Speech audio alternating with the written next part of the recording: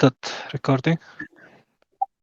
Perfect. I mean, as much as I want to start, but I think I'm going to let Ken handle this because I'm not going to go too much into, talking about other things. So before the fusion officers come, I mean, like they come and pitch.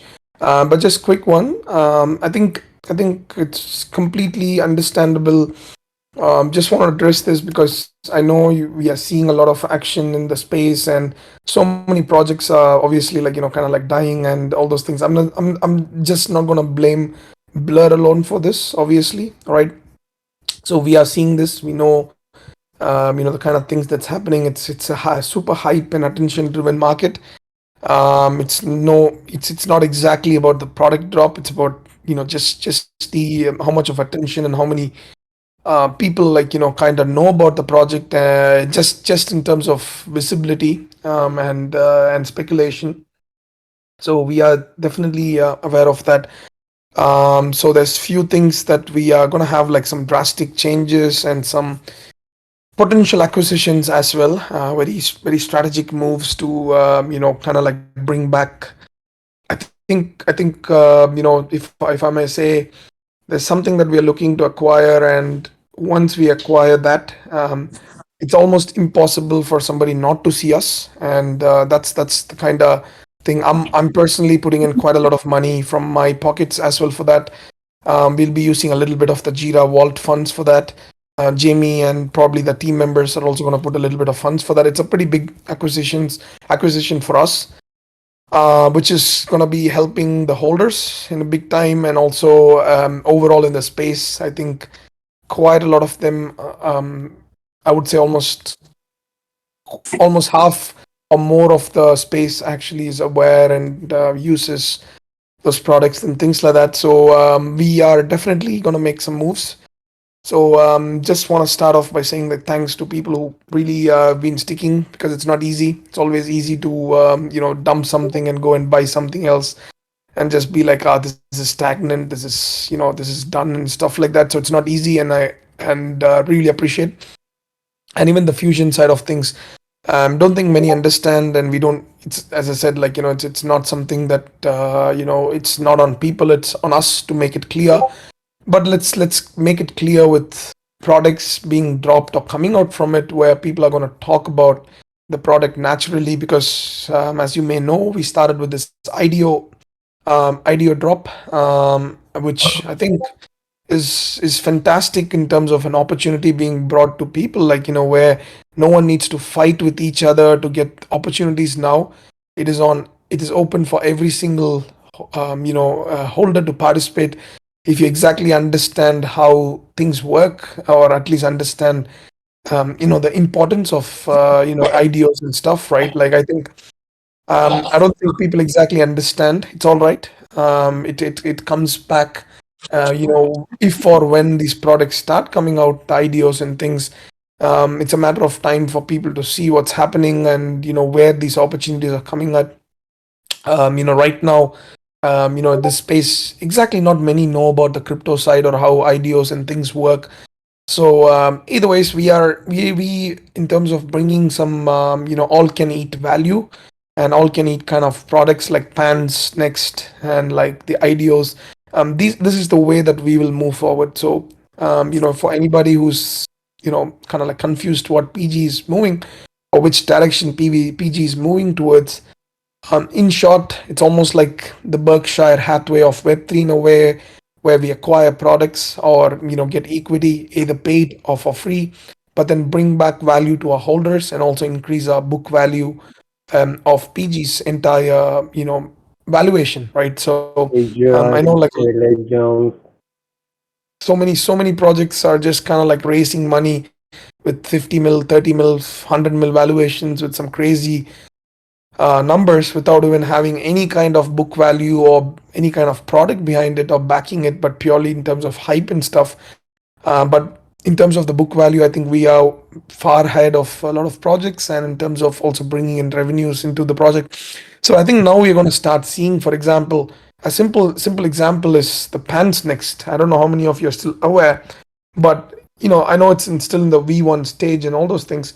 But we ran a 50 spot whitelist for our holders, right? Yesterday, I think with AlphaBot, I'm not sure how many participated and stuff. But if you think about it, that is something that's going to happen automatically for all the raffles that are going to be put up in Pan's next platform. So thinking about it, it's a way where tomorrow if one of those 50 tickets ends up winning the Utes, that's almost like PG winning a Ute NFT without throwing in a single dollar, right?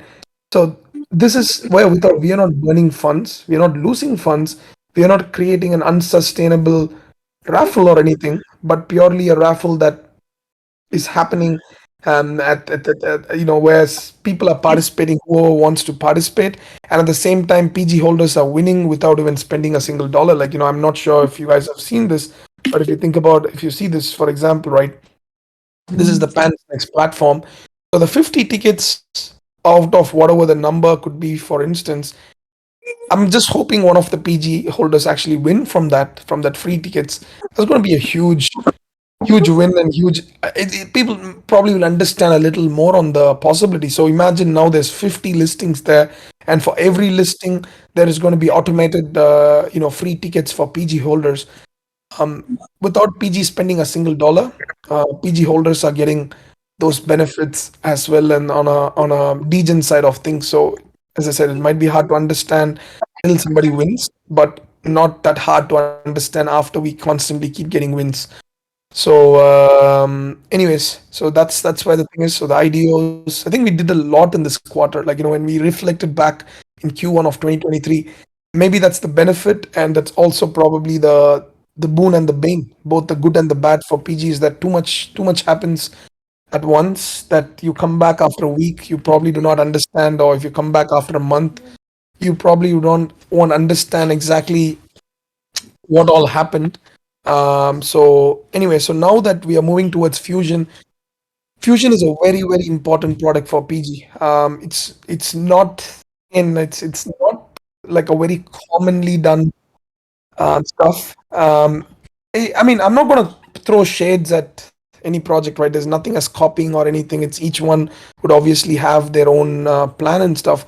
But when Valhalla pretty much dropped a similar kind of product or something, which came out like 2 weeks back, they just kind of announced it or whatever. People are like, "Oh, this is innovation. This is crazy, and this is mind blowing," and things like that. We are starting to notice more and more that any product that's unique that comes out of PG doesn't get the same reaction. And I don't know. It's probably on me, or it's probably not me driving the thing. It's almost like our holders are non-existent on Twitter. I think that support is something. I don't have any shame in asking for that as well. It's more of, if you really like the brand, I know a lot of Genesis especially are super comfortable in the Genesis chat. I think they spend a lot of time on there. A lot of other holders also spend a lot of time, within themselves. But I think as a request, as a community, it's very important that certain important informations, when it's posted by the PG Discord, I mean PG Twitter or my personal Twitter, for certain things, right? Not the shit post, but actual tweets. It'll be amazing if we can get some support from the PG community as such. It's as much as a two-way street, because a same product, like a product like Pants Next, just imagine if some other project had dropped it, right? Some other project like, let's say Utes, for example, had dropped it, people would have gone crazy at the innovation. They'll call it innovation. It's amazing. That's like, oh man, this is the greatest thing that can happen, right? And same thing with our DAO or the Fusion. But when it's dropped by PG, it's almost like ignored, because, as I said, probably it's myself as well, not putting myself out there in more and more spaces like before, because of obviously workload, and we're handling a lot of things, but also because we're not getting a lot of interactions or reactions like before. So it's not actually, it's not an obligation, but it's more of a request. If you guys can have the notifications on, for PG or myself, and any tweet that makes sense for you to think that it can potentially benefit the brand, or even if you feel the product is nice, a little bit to push the algorithm, it'll be amazing if we can get that support from the community and stuff. Because when I spoke to a few Genesis guys, they're like, "Bro, I don't even care about flow. Why are you trying to bring new people in?" Oh, It's true. That's the mindset. That's a again, mindset oh, of that's yeah, probably the because mindset.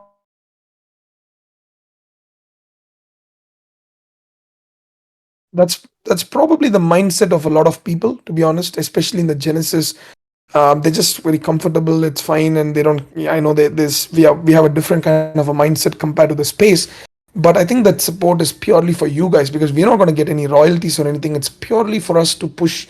Just on the Twitter side, a brand. Now I'm also going to obviously start reducing my time on the back end product development to put myself out there in the spaces like few months back. But I think this is the actual reality, and I thought like as a community, there is no harm in asking for a support like this. We're not asking you guys to support by paying more or anything, but purely few comments or few retweets assist goes a long way in terms of reach and things like that. Uh, as much as I said, guys, I think a lot of PG holders have been DMing me, even the Gen 2 guys, even Genesis. Like I think when I had a chat with Ba, I think Ba is here. He's a recent Genesis holder, and he brought up this thing 2 days back. Shan, these products are not even reaching other people, not even our Genesis guys or our Gen 2 guys. And I'm like, yeah, that's true, right? Like, and any kind of an average product dropped by a team that's got the hype or the hype train going on, it's just seen as a crazy innovation or something, right? So uh, if as a collective, you guys are completely fine the way we are running now, I do not have any issues, right? I absolutely don't have any issues because we are not relying on royalties, we are not relying on sales, but it's more of yes, we keep bringing in value back to existing holders. It's not for the money part, but in case you guys are feeling a little nervous, like oh, people are participating in other projects, they're buying this and that even without any use cases, but PG is doing so much and no one is buying. If you have that kind of a feel, it's a two-way street where we need some help from the community as well. So I'm gonna change some ways, obviously, and apart from that, would definitely wanted to bring this up. All right, so Fusion. So the main topic for today is going to be Fusion, because I think the oats have been going on. Ken has been doing an amazing job managing both IDOs and also the Fusion side of things. So I'm gonna let him take over and talk about the importance of the Fusion and how it's gonna start. Like it's gonna start kicking off this week, and I'm super excited for it because it's gonna be amazing for so many of you people here who want to make something, right? You want to be a creator, you want to be a like a product developer, you might even have a IRL business in hand, and how these are going to link and benefit each other. Just wanted to inform you guys that one of our Genesis holders, I don't know how many of you saw the tweet, is Bones, BONEZ, right? So wait, let me just tag him here. I'm not sure if he's here in the audience now. Let me just check. I don't think he's here. All right. So he's a Gojira Genesis holder and based in Melbourne. Met him a few times. You got to. I just wanted to inform the importance of having this kind of a DAO or nouns here, right? Um, this guy has got a business in real life. All right. He's got a business in real life, and he wanted some funds, right, to kind of like just renovate. And how he managed to do it without spending a single dollar from his pockets at this stage was that he wanted to brand it as a nouns based deli, right? But he's already got this deli. Now if he wants to renovate, and the renovation is going to cost you like $100,000 or $200,000 or $50,000 or whatever. And what he did was he wanted to renovate, and he used a little bit of the Web3 elements to it, where he's like, yo, I'm gonna renovate this as a nouns deli, right? And get the support of a little bit of funding from the nouns. So he made a proposal that he's going to renovate, and the renovation is going to turn into a nouns themed, kind of a restaurant kind of thing. No equity, nothing. Nouns do not take any equity or anything. And nouns, and he wanted to post a proposal.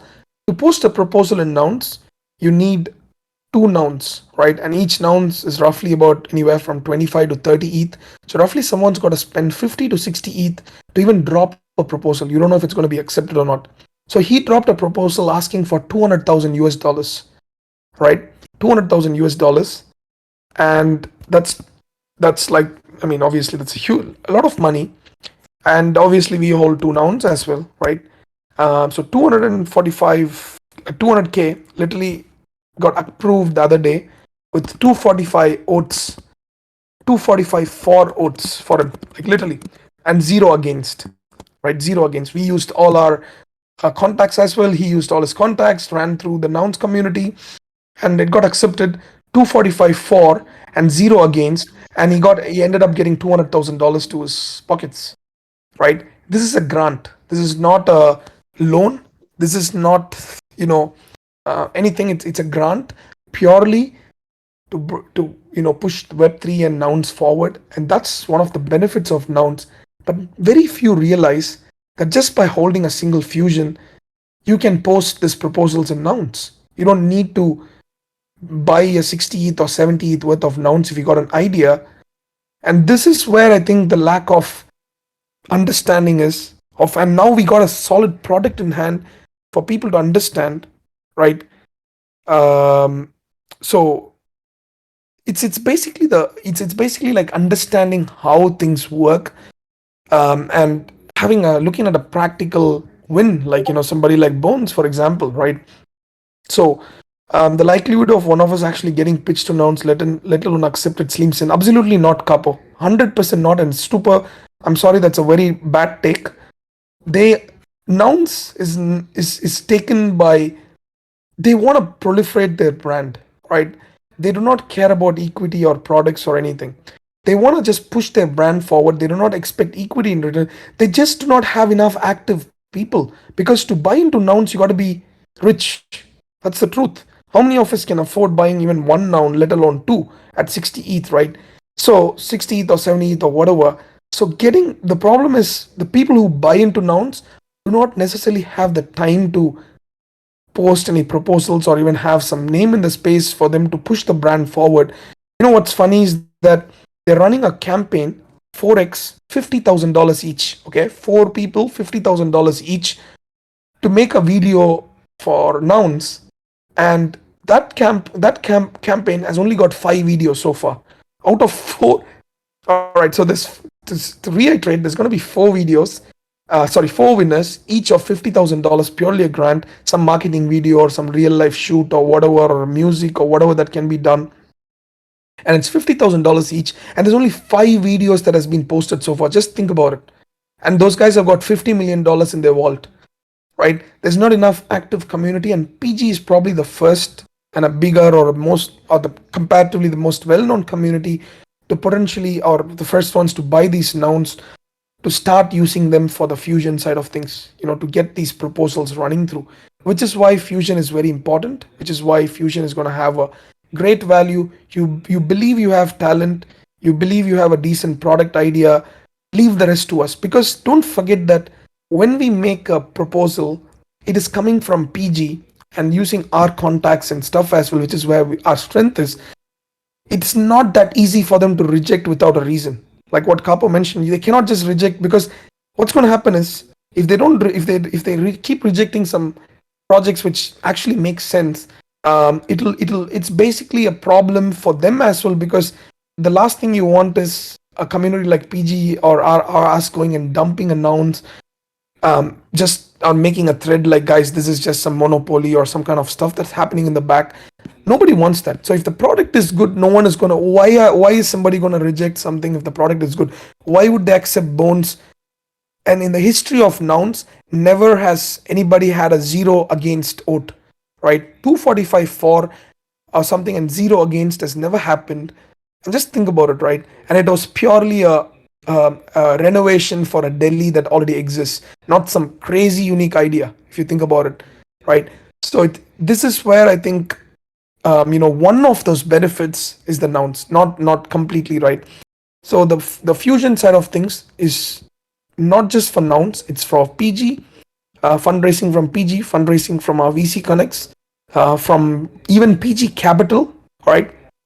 This is an open option. If the product is good, community can fund it together if they want to participate potentially if there's an amazing product. So I don't think anyone is gonna, if I'm gonna give you a brilliant idea, like for example, let's say pans next, this is the idea and this thing, why would somebody reject within the community if they feel the idea is good? So I think we have to start looking from inner side of us. If we get rejected, it's not because not necessarily because our idea was amazing and people hate me.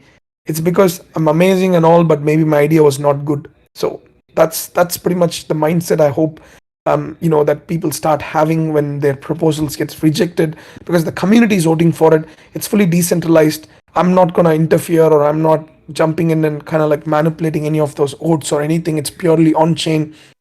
So if your idea is good and your prop is going to be good, it's going to get accepted. So having said this, this is one of the most important products, as I mentioned, and I'm going to let Ken take over from this end to bring on other, the officers that have applied for the Fusion DAO.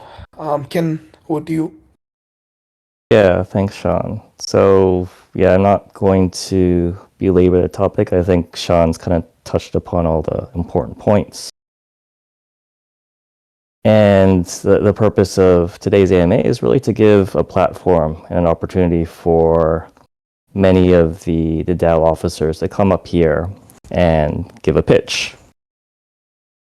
So what I'm going to do is I've got a list from a number of you who have said that you want to speak. For those who aren't on this list yet and do want to speak, and you're one of the candidates for one of these positions, then you might want to tag me in chat or send me a DM so I can add you.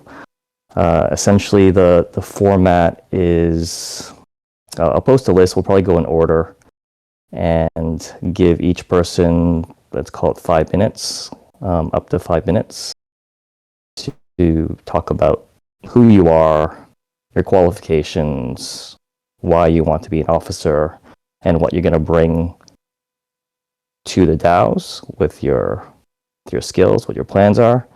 And we'll let kind of the community offer up a couple of questions, and we'll move on. So we'll try and keep it snappy.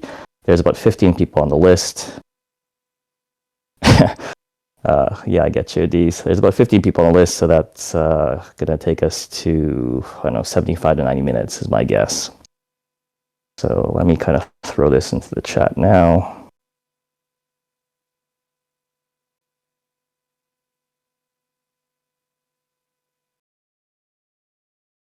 One sec.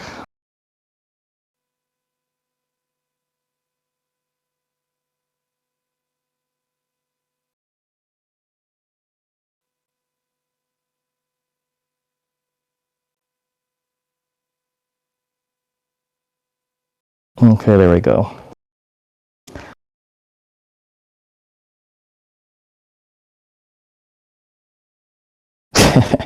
Okay. So let's do it, right? Unless, yeah, we can cover questions after.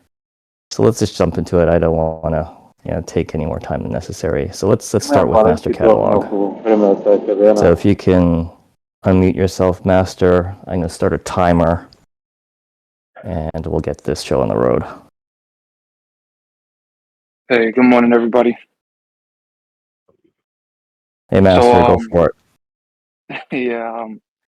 Yeah, not too much of a pitch, but just kind of to give a background on myself. If you guys have any questions after, feel free to ask. My name is Michael, born and raised in the U.S. Northeast. I've been I've been running a small business for a family for the past 6 years. Prior to that, I worked in the financial industry. And I've always been, attracted to opportunities when it comes to, building something on your own and just, generating revenue. I've been working since I was 15, pretty much, I've been doing, working since I was 15, graduated at 17. Um, didn't have to go to high school my senior year. I had all my credits by junior year. So I've been pretty much just building the life that I currently have now, since a young age, and really focused on, trying to establish how to actually build a business, which is what attracted me to obviously the Fusion collection.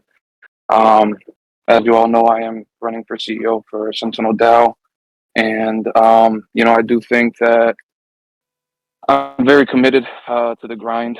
Obviously, if you were listening when Shan was speaking, the opportunities that we have here to establish ourselves as just a brand and, PG in general, I think is huge. But I think, if we often see a lot of critiquing with projects and what we use the word as FUD, passed around in certain discords. And I think this opportunity allows kind of the actual people that feel they have good ideas, feel that they're innovative, creative.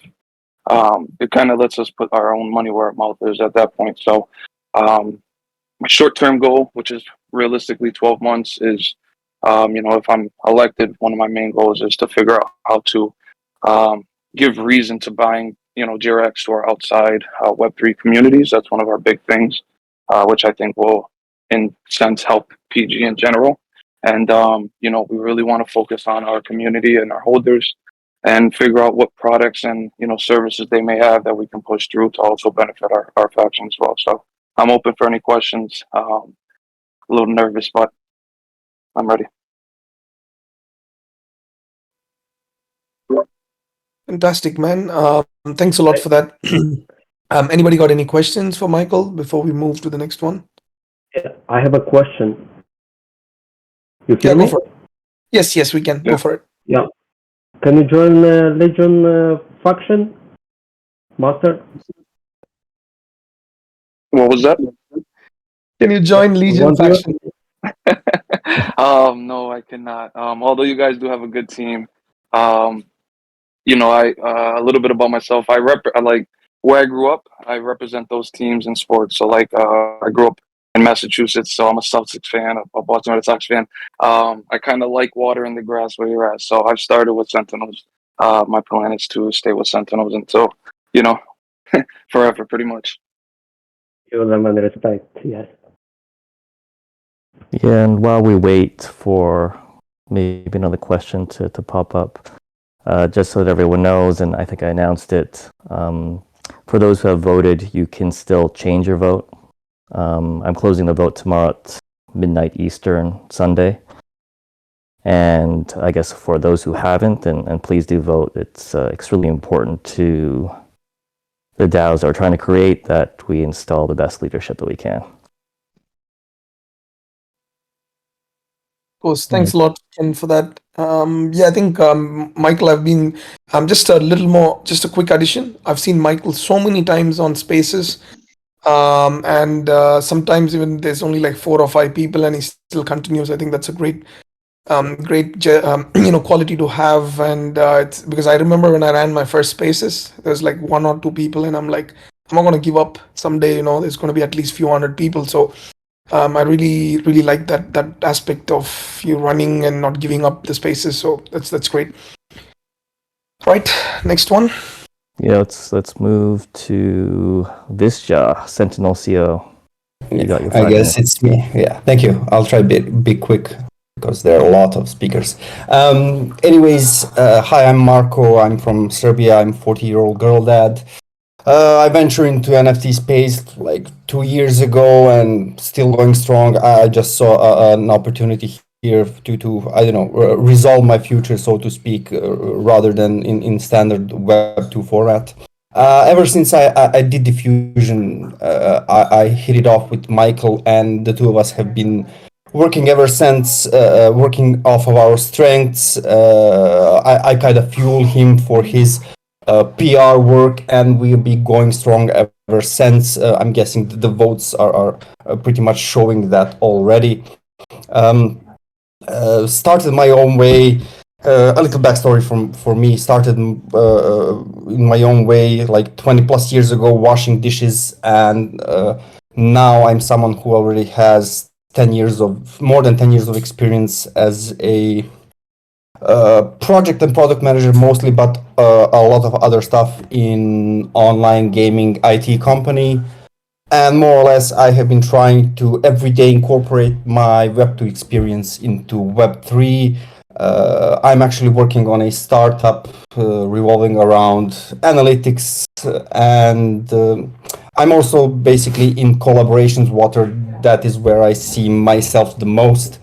And I'm sticking close to Michael because he's in PR things. He's everything I would like to be. Because, for example, Shan spoke earlier about Gen 2s not knowing stuff, and I'm like, okay, it's their fault they're not knowing. So I'm not good at at those things, at keeping the people calm. So the two of us have synergy, and we are basically both on the same page of what we want to bring either to the Sentinel DAO or to the Web3 space overall.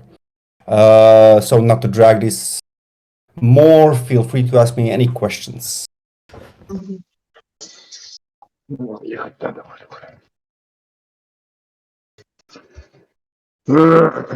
Anybody? Any questions for Widja? Yes, Widja, right? Yeah, Marco. Marco, it's easier. Marco is definitely Я easier. думаю, что-то в этом роде несложно. Ну да, это даже не... Это было бы хорошо, если бы ты оставил, конечно, но это тоже... Yeah. Alright. Yeah, I think we can move on. Now let's move to 24 А, блин, квартиру еще for Ну, с другой стороны, CFO ты for уезжаешь. Sentinels and Legion. And let me just kind of mute someone who's hot micing.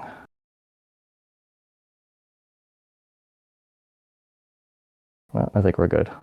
24, are you around? I think I see you there at the top. I think you're trying to speak. I can't hear you yet.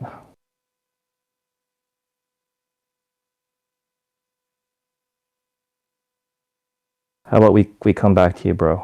We'll give you a few minutes to try and figure out what your technical issues are.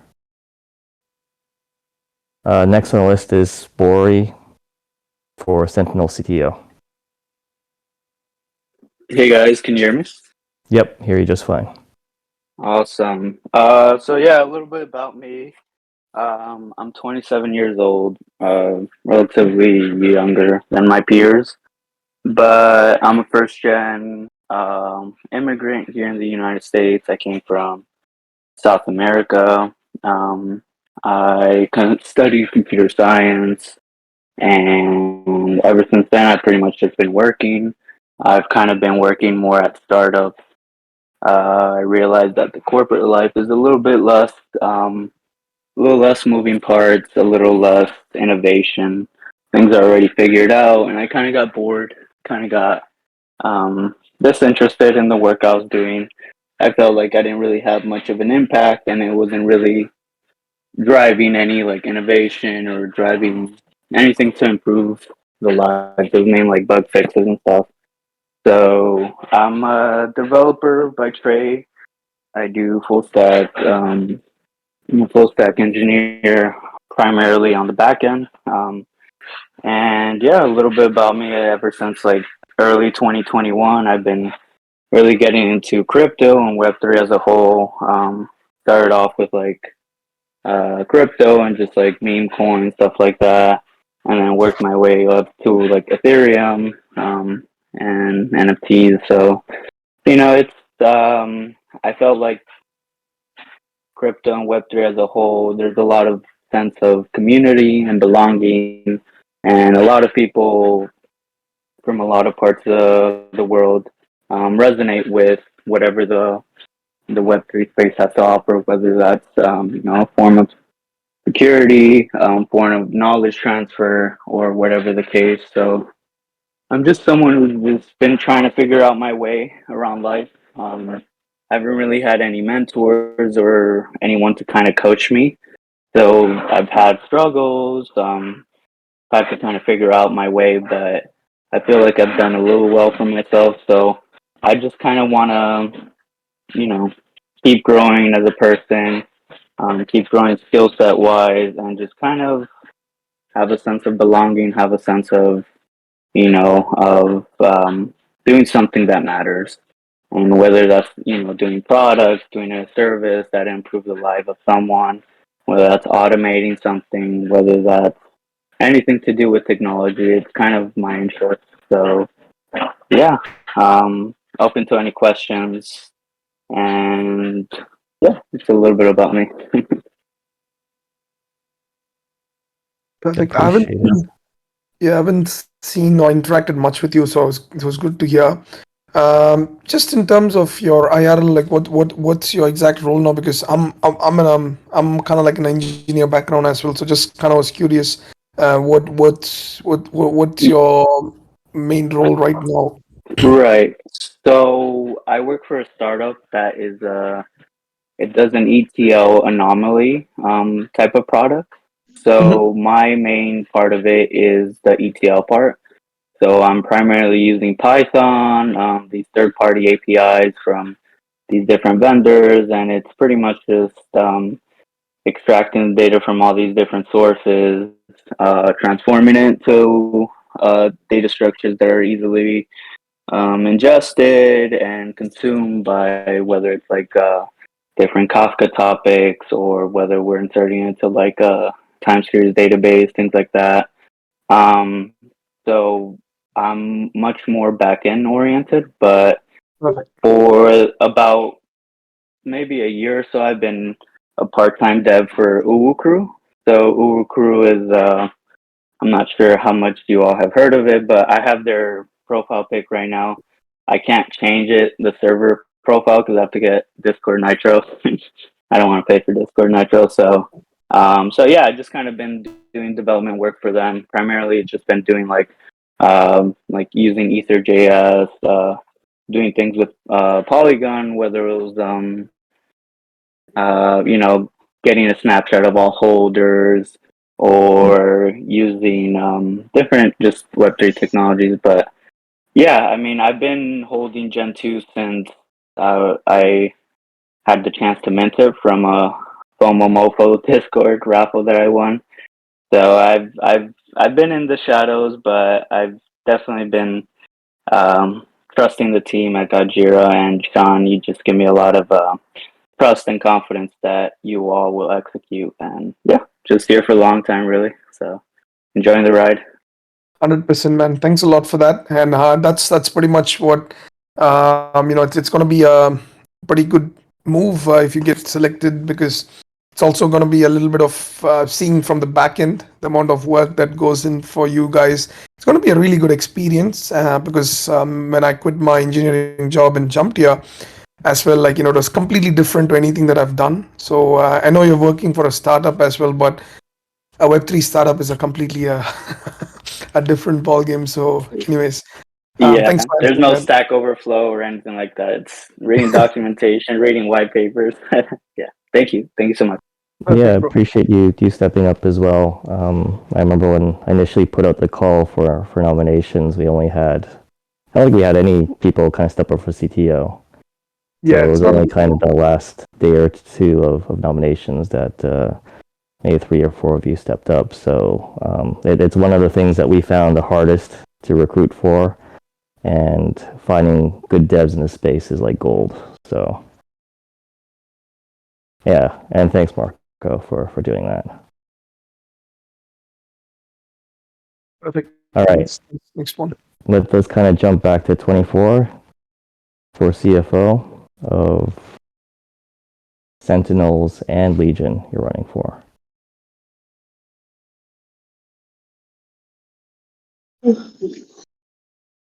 Still can't hear you.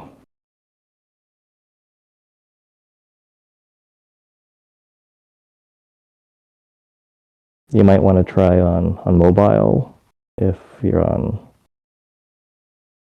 desktop, maybe. It's unmuted now. Can you try now? Hello. Oh, there you are. We hear you. You can hear me now, right? Yep. Okay, yeah. So I've been working as assistant accounting officer for 3 years after I graduated, and basically I have handled all the finance works like booking, transaction, and reimbursement and reporting, all kind of the stuff that is related to finance. And then I switched my career path to the financial ERP system analyst, and currently I'm working in a multinational company based in Hong Kong. And in my daily job, I will need to work with different teams from different regions. Of course, mainly from finance department, to work with them to and work out the best system solution for that suitable for the finance practice. So I believe that basically I have I would say quite deep understanding of how the finance works and how it can be a supportive department for the for business department. And I believe that from the past experience, I believe that I can adapt to many kinds of different business structure very quickly. And I will admit that Web3 is a brand new field for me, but I think I can handle it quite well because I'm quite a person. I have quite a person skill, and I have a deep understanding of both financial and the financial system and finance. Yeah. So if you if you have any further question, then you can tell me now, and I'll be very happy to answer. Definitely, I think one of the major things that's needed and that's been beneficial for PG as a whole is having a CFO for sure. It's not easy, especially when you run with a small budget compared to other people. So I do hope that you also realize that you're probably going to work with comparatively a smaller budget. I mean, it's a pretty decent amount, but potentially it's going to be a comparatively a smaller budget to kick off. So it's going to be a different kind of a challenge to run those things. So yeah, thanks for coming up. Yeah, it just I have one more thing to add. I understand that for a startup company, we might not have we might not have enough budget, but believe me, I do have the experience of controlling the budget because my last job is at a Hong Kong branch company, and actually we, because of the business is not so well, so we are cutting off the expense and all the all the all the things out of. So, and we have succeeded in turning the P&L to the positive in 1 year. So I am quite how to say, I'm quite confident in myself here. All right. So I think Sentinels are probably going to be in good hands then. But thanks a lot. I appreciate this. And, honestly, I think a lot of them have been like wondering how many people are going to actually turn up for nomination. But I think we are all not only getting nominations, but also getting like solid people with solid experience. So yeah, perfect. Thank you so much for that. Yeah, thank you for your time. Thanks, 24. No worries. Okay, Ginyu for Legion CEO. You're up next. Hey guys, can you hear me? Yep. Yeah, sweet. So my name's Ben. I just quick rundown on why I put myself forward for the CEO position. I think I've got a good set of skills to bring value to Legion through my experience in project management for over 10 years now, and I've developed a lot of business acumen through being a researcher on the Web3 VC firm, and I've just generally been pretty passionate about investing for a little over 5 years. I really pride myself on being a quick problem solver and strategic thinking I've learnt during my time getting a degree in civil engineering and then just putting that to practice over the course of my career. I really want to try to build a community that can foster and help any projects applying to the DAO to be as successful as they can be. Want to start doing that by upskilling the officers in the DAO at large, with an aim to kind of provide the most value we can as a support structure for a wide variety of Web3 projects, to become a place new projects and upcoming entrepreneurs really want to join and be a part of our ecosystem. I'm going to keep it pretty short tonight. You might have noticed I'm not the most active person in the chats, but I do try to work hard behind the scenes and in the background and just let my actions speak louder than my words. It's a bit late here, but I'm happy to take any questions. Yeah, fire them away. Yeah, while those come up, just want to express my appreciation for your help in the VC chat. Obviously, I think we appreciated your input, and the experience you've had in the space was helpful to the community. So thank you for that. Yeah, no problem. I mean, no matter what happens, I'm always going to be around and trying to do my best to help PG out, and obviously the Legion DAO first and foremost. But yeah, it's a good experience, and I'm looking forward to seeing what becomes of it.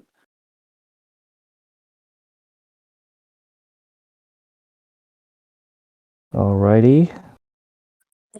Okay, Aku, you're up next. Hey guys, am I audible? Hello. Yes, can hear you. Yeah. Hey. So quick intro. In terms of qualifications and background, I've done my MBA and then I joined Samsung as a management trainee program. I have about extensive experience of about 5 years in sales and marketing now, running large operations with Samsung particularly, and recently shifted my roles and I'm leading marketing for a pretty big Web2 Indian firm. In terms of Web3, I never really joined with the intention of working here, but joined with sales, become a active community member, and then ever since I got into PG, I really started to look up to what Shan is doing and what people are generally doing. I think there are a lot of people here who working actively in the Web3 space and trying to grow. And that sort of became an inspiration to sort of work here because I really enjoyed the space. And then I remember just speaking to Shan and he told me about the coming Fusion plan with DAOs. And back in October, I think that's when I really got excited about this opportunity. And in terms of like my skills, it's pretty much similar to what Ginyu mentioned. It's problem solving and strategical thinking is what I do best. I'm able to break down problems, uh, find a natural solution for that, and also it helps sort of vision what can be done with the resources that we have available. For this DAO, again, very similar to Ginyu, I think we share the same vision for the DAO. It's I the personal goal here would be to turn Legion into a YC of Web3, wherein we are incubating projects, providing people a lot of knowledge and information, enabling them, and we are creating businesses and very strong community of builders. This is something that I'm excited and passionate about, and I think uh, just having a good community support and obviously the help of PG team around is gonna be super helpful in sort of uh, building this community. And mm, the core pitch here would be like I'm really passionate about helping the best faction that there's the Legion, and yeah, it's a as much as it's about uh, doing thing for this faction, it's about personal growth and uh, challenging myself to be entrepreneurial. I think it's a great sort of as you know, the goal the goal of this DAO is to incubate projects and make builders out of it. And like I'm gonna be probably the prime example of it if I get elected and I'm able to sort of become a builder. Like that's the community support and what PG support is gonna do. I'm excited for this opportunity and would very much appreciate the support of people to help me with this dream. Yeah. Yeah, Thanks, cool. Papu. Yeah, thanks so much. And totally agree with you on the YC analogy, right? And it's something that I think I've spoken about in the past as well. For those who aren't familiar with YC, Y Combinator is one of the biggest Web3, not Web3, but kind of Web2 tech incubators in Silicon Valley. They have a portfolio that generated billions of dollars worth of value, and they're famous for kind of bringing together groups of people into to pull them together projects. They fund them with 500K, put them into like a training program, and outcomes magic. So that's kind of what we want to do here. Use the expertise that the PG team have built over the past year and a half, and help imbue that and kind of give that kickstart to any projects that come out of the DAOs. Yeah. So just quickly before we just move to the next one.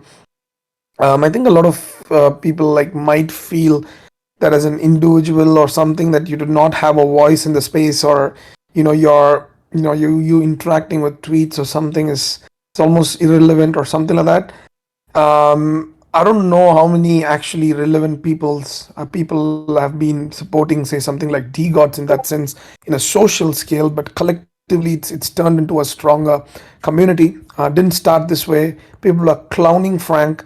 I've seen him from almost like day one, and I'm not exactly saying that we are the same or anything like that, but it doesn't matter if you feel like as an individual, you do not have a great voice in the space, which is what we want to try and change, which is why we are here to try and push those narratives. It's not just about having shit posts and getting 1,000 likes for the shit post, but actually turning that profile picture, or turning that representation of a brand for people to feel proud of, and at the same time think that, okay, these guys are repping this brand, means they know what they're doing. This is what PG is known for, kind of thing. And that's a collective effort. So just wanted to mention, for a CEO or a CFO, whatever role that you might get in for the DAO, do not worry about the Twitter presence. We'll be working closely. It's going to be an overall thing when I have to increase, and it's a game.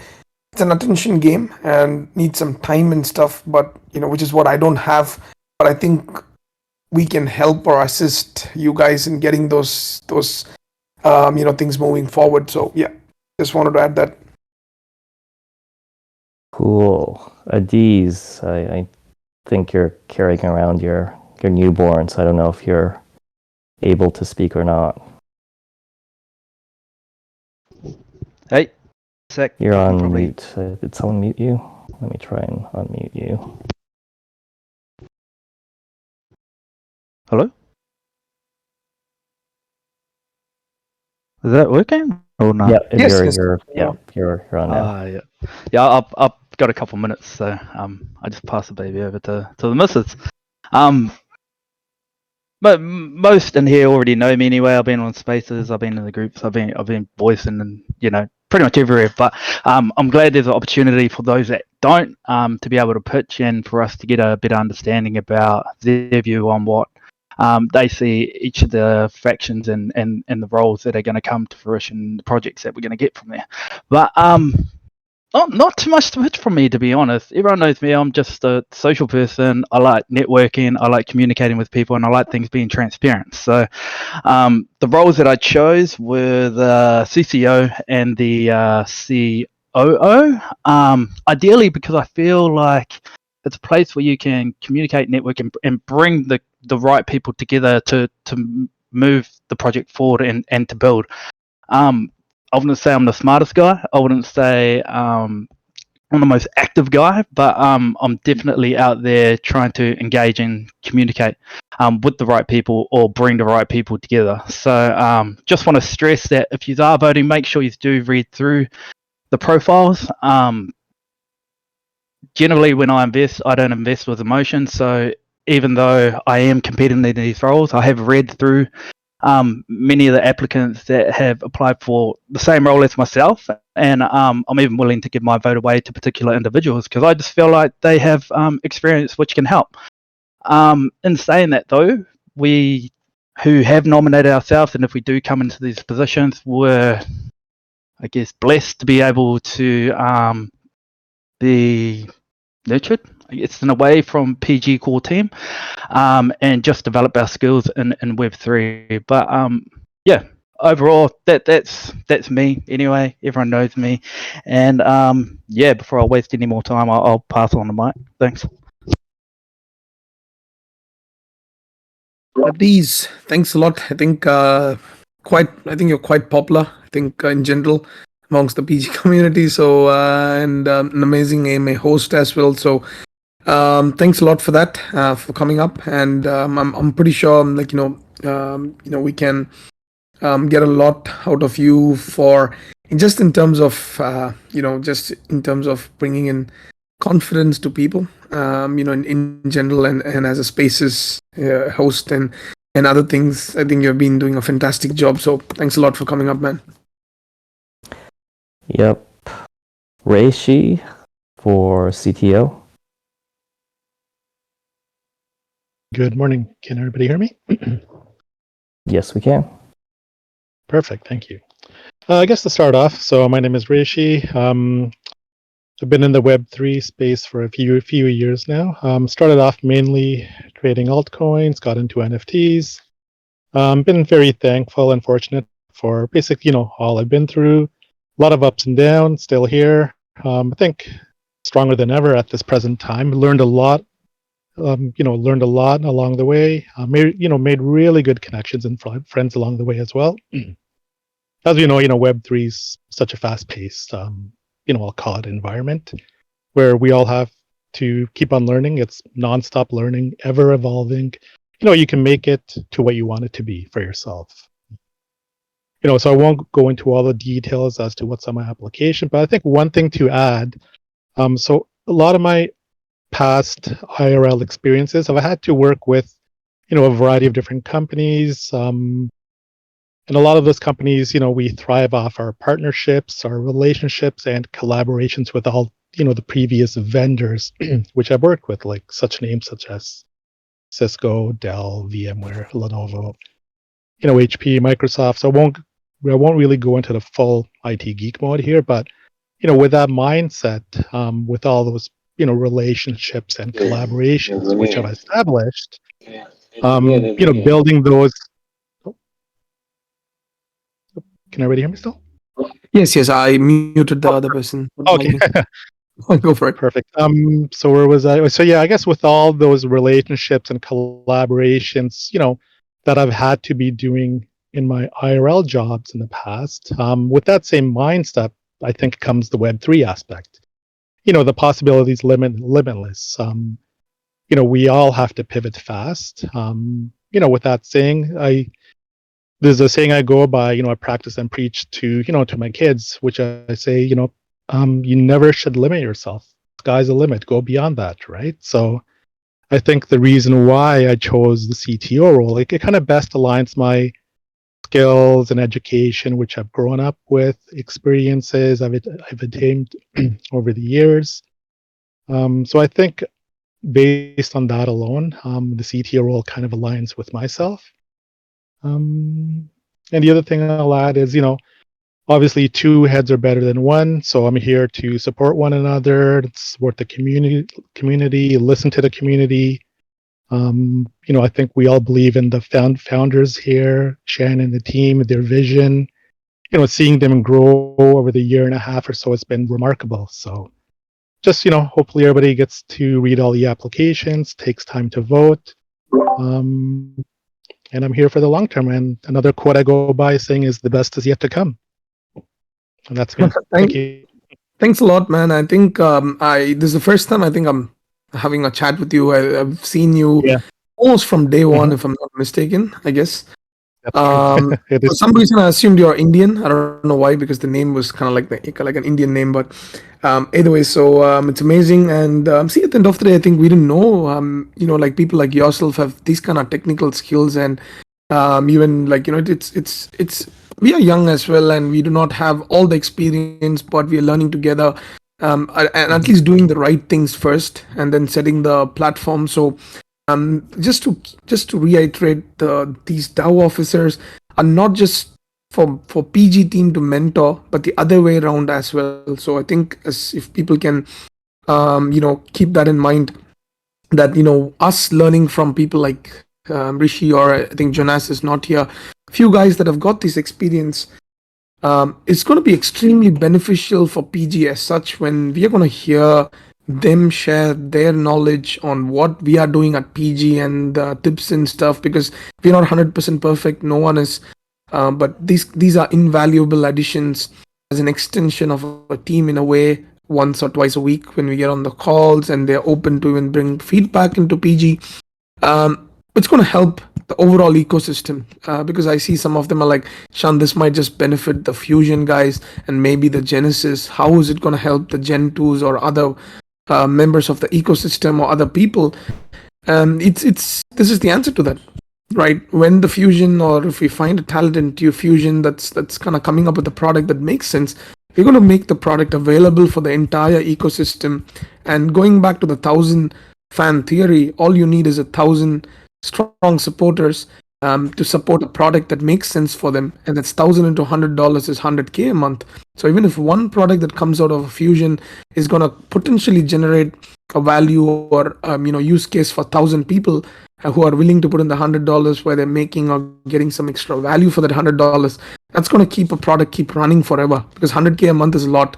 PG spends about $50,000 a month or lesser for monthly expenses. So you can imagine at $100K a month how long some product can keep running for. So amazing pitch. Excellent to talk to you as well for the first time. So thanks a lot. Yeah, I think Shan makes a great point there, and that's kind of testament to the strength of this community and the amount of experience and expertise that's in this community. And I think we've shown over and over again that us as a team, we're always willing to partner and learn from everyone that's here. So we'll continue to do that. Next up, we got the baller for COO. Hey, Jiras. Hey, Lejo. I'm so excited to be here. Are you here? I I have the opportunity to. You hear me, right? Let me see if I can unmute you. Yeah, we can hear, bro. All good. You hear me right now? Yep. Yeah, awesome. So, seems like the weather played a funny joke with me these days. I got super sick, can't even talk normal. So, apologize for my voice, but bear with me, please. So, I'm trying my best now. It's very important what I have to say.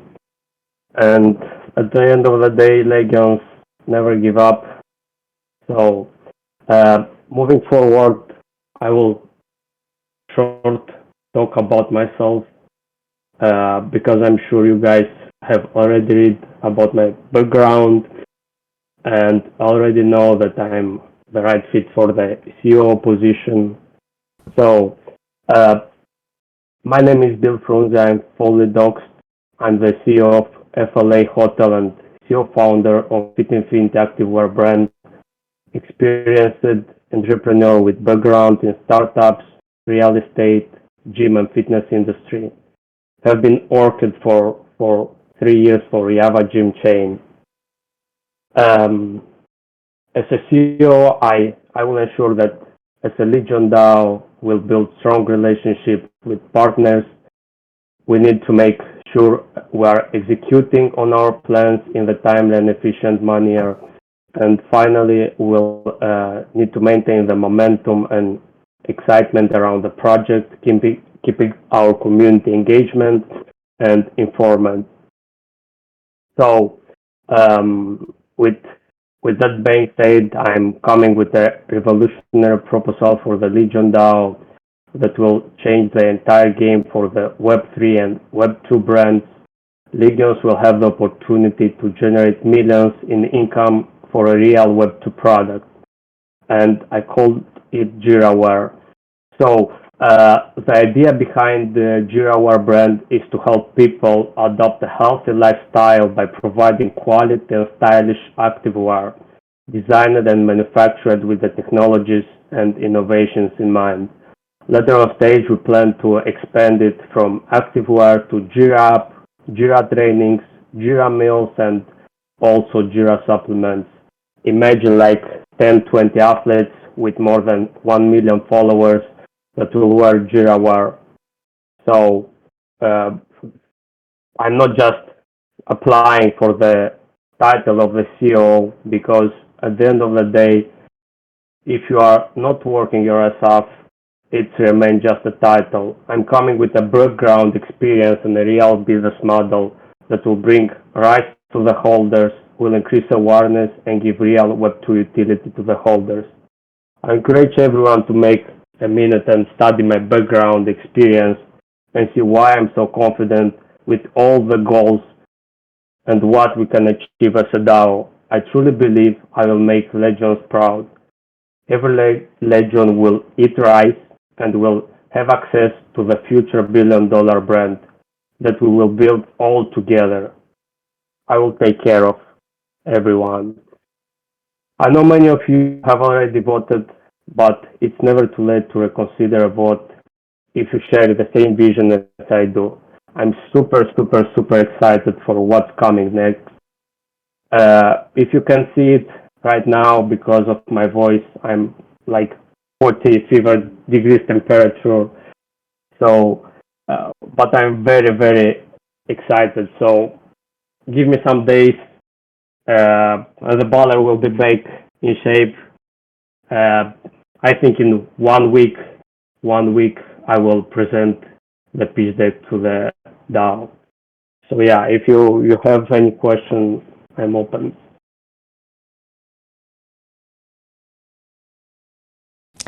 Yeah, for sure.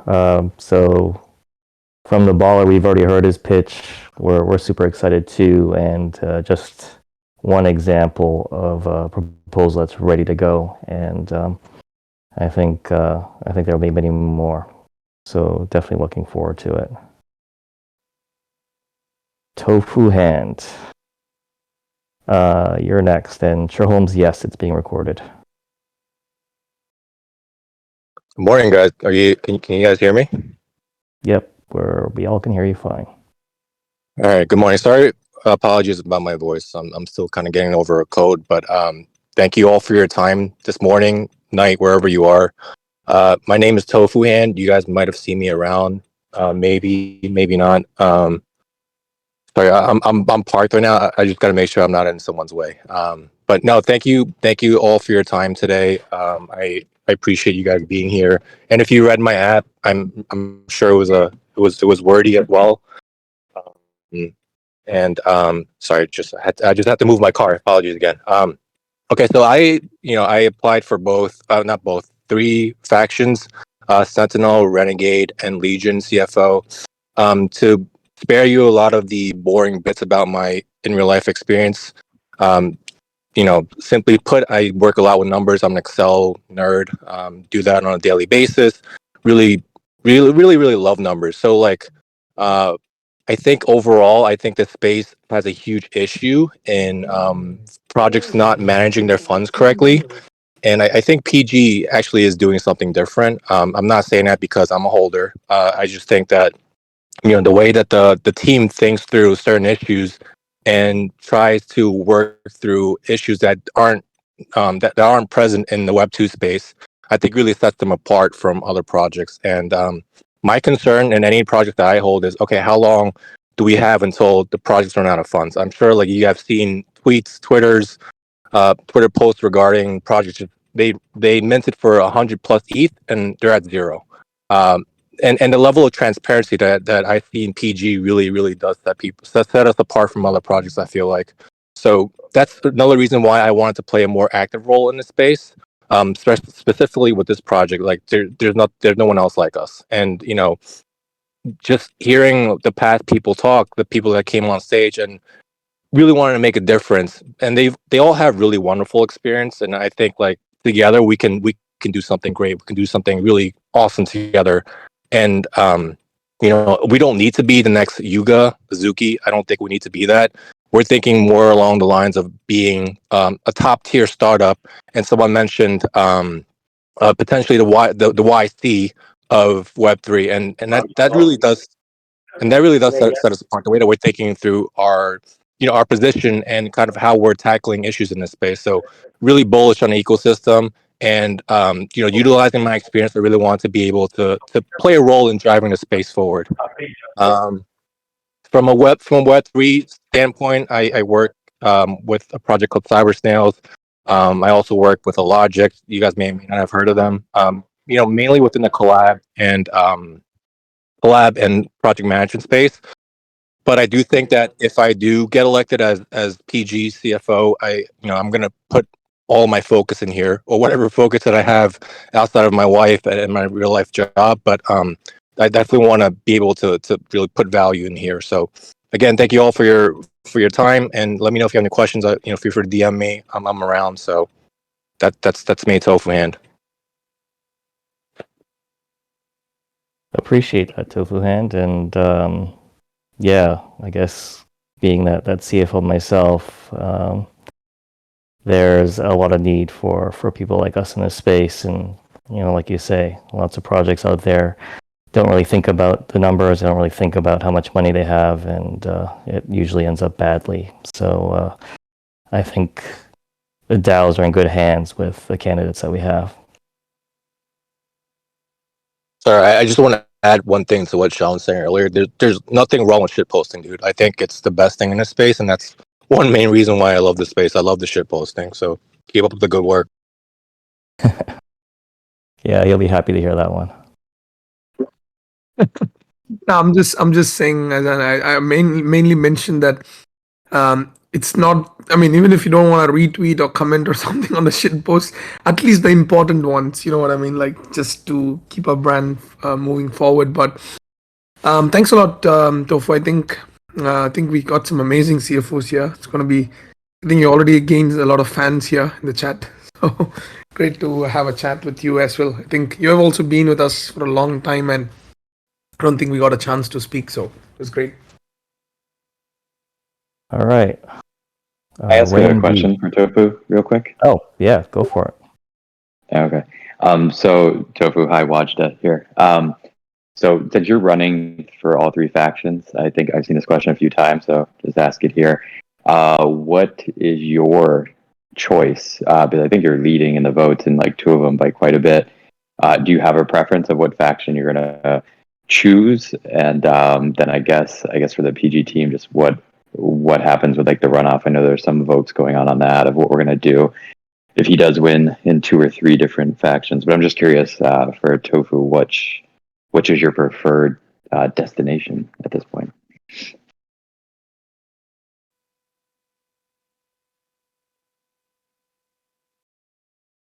I think Tofu, as he mentioned, might be driving, so I'm not sure he. No, I'm here. I'm here. So, to answer your question, it's a good question. So before I say anything, I think all three factions, they're all one PG, so there shouldn't be any tribalisms or anything. But for the moment, I think I am leaning more towards Legion. But I will leave it up to the holders to see like what you guys vote for, if there's some kind of conflicts of interest. But I think if you guys vote for it and you guys truly want me to lead 2 factions as a CFO, more than willing to do so. At work, I do deal with confidential information like between our business units. I don't share any of the numbers across the board, so I know how to maintain professional separation between different financials. So I to assure you of any conflicts of interest, that's kind of my spiel there. So I don't know if that answers your question, but I think for now, leading towards Legion. But if you guys vote for it, more than happy to take this on. And to be honest, I think taking on this role is really nerve wracking. Even more so opposed to my new job because, or not my new job, my current job, because there's so much unknown. Like we're consistently like learning in a space that there's nothing to go off of in the past. So that's my response to you. Hopefully it answers your question. Yeah, that does. Perfect. Thank you. So two things there that I'll jump on. First thing is, so I think I've talked a number of times about my Web 2 background and how I moved to Web 3, but maybe what I've talked less about is just how much fucking fun it is. There's a new challenge, something new to learn on a weekly basis. We're constantly pushing the bleeding edge and dropping new shit week after week, month after month. And I've never been in a space that gives you that kind of opportunity to just like run with shit. So I guess for those of you who are running and who are in a position to kind of come in and contribute, or who perhaps in the future might want to start a project, like go for it. I am so happy that I kind of made that move from Web 2 to Web 3, and in spite of the volatility, in spite of the stress and the craziness, it's been something that I'm so happy that I did. To the second question on what we're going to do if Tofu wins in more than one role, I think that's something that I put out a Discord vote for.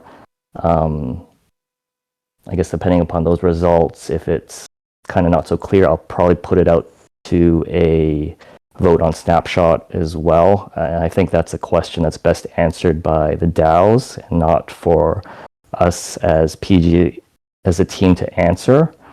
As it stands now, that the sentiment seems to be that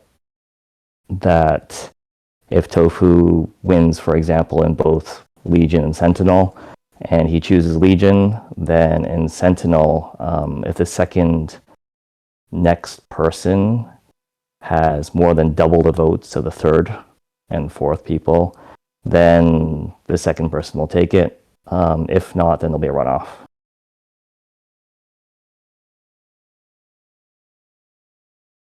All right, let's move to Rain B for Legion CCO and COO.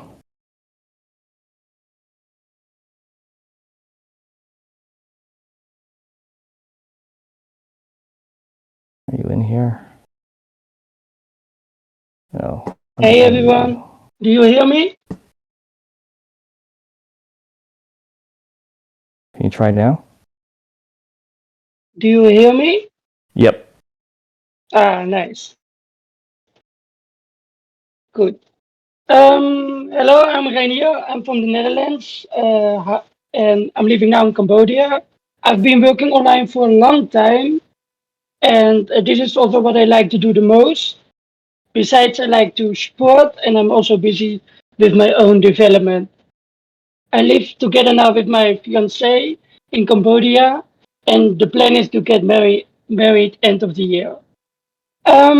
I love to make connections and network, and I think that is also important for a DAO and also to grow our legend DAO. It's important to tell us our story, and for me also to explain what we do and why we do it, so it can attract more people who want to invest in us and those who need our help.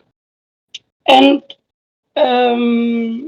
yeah, to do this, we need to talk to us, what I thought a lot with people, to other people, and we can do this like events, AMAs, connecting with startups, can on Twitter, LinkedIn, and later on we can also make our own website. This will help us to show people what we are doing and how we are growing.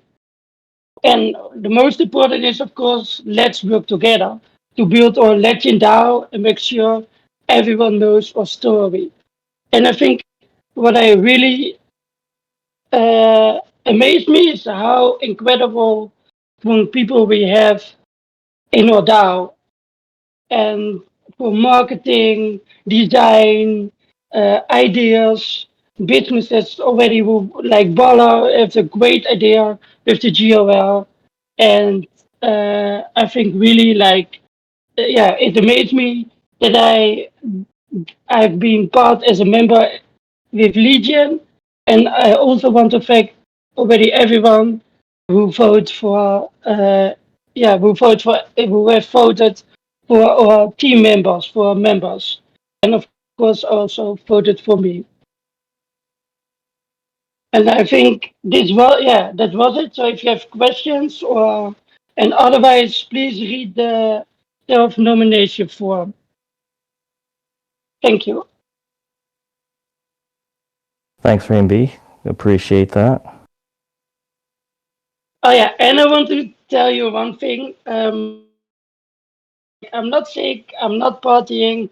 Like, this is my voice, so no worry about that.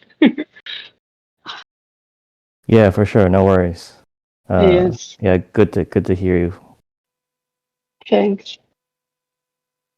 All right, let's move to Renegade. We got MKT. You're first up.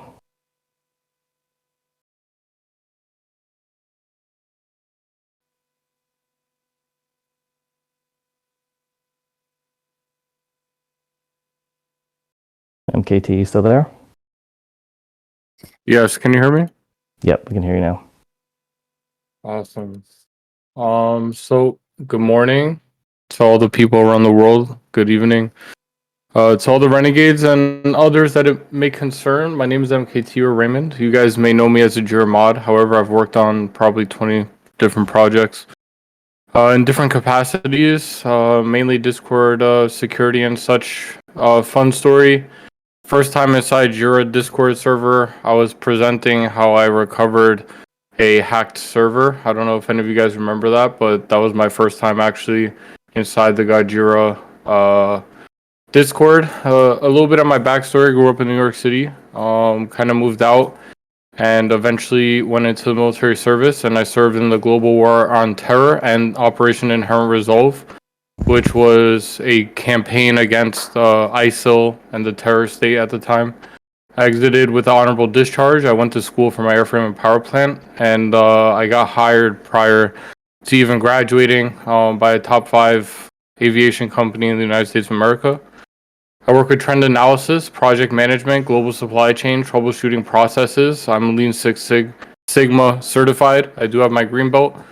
I do a lot of engineering and package work to do with airworthiness directives, service bulletins, global mandates for aviation.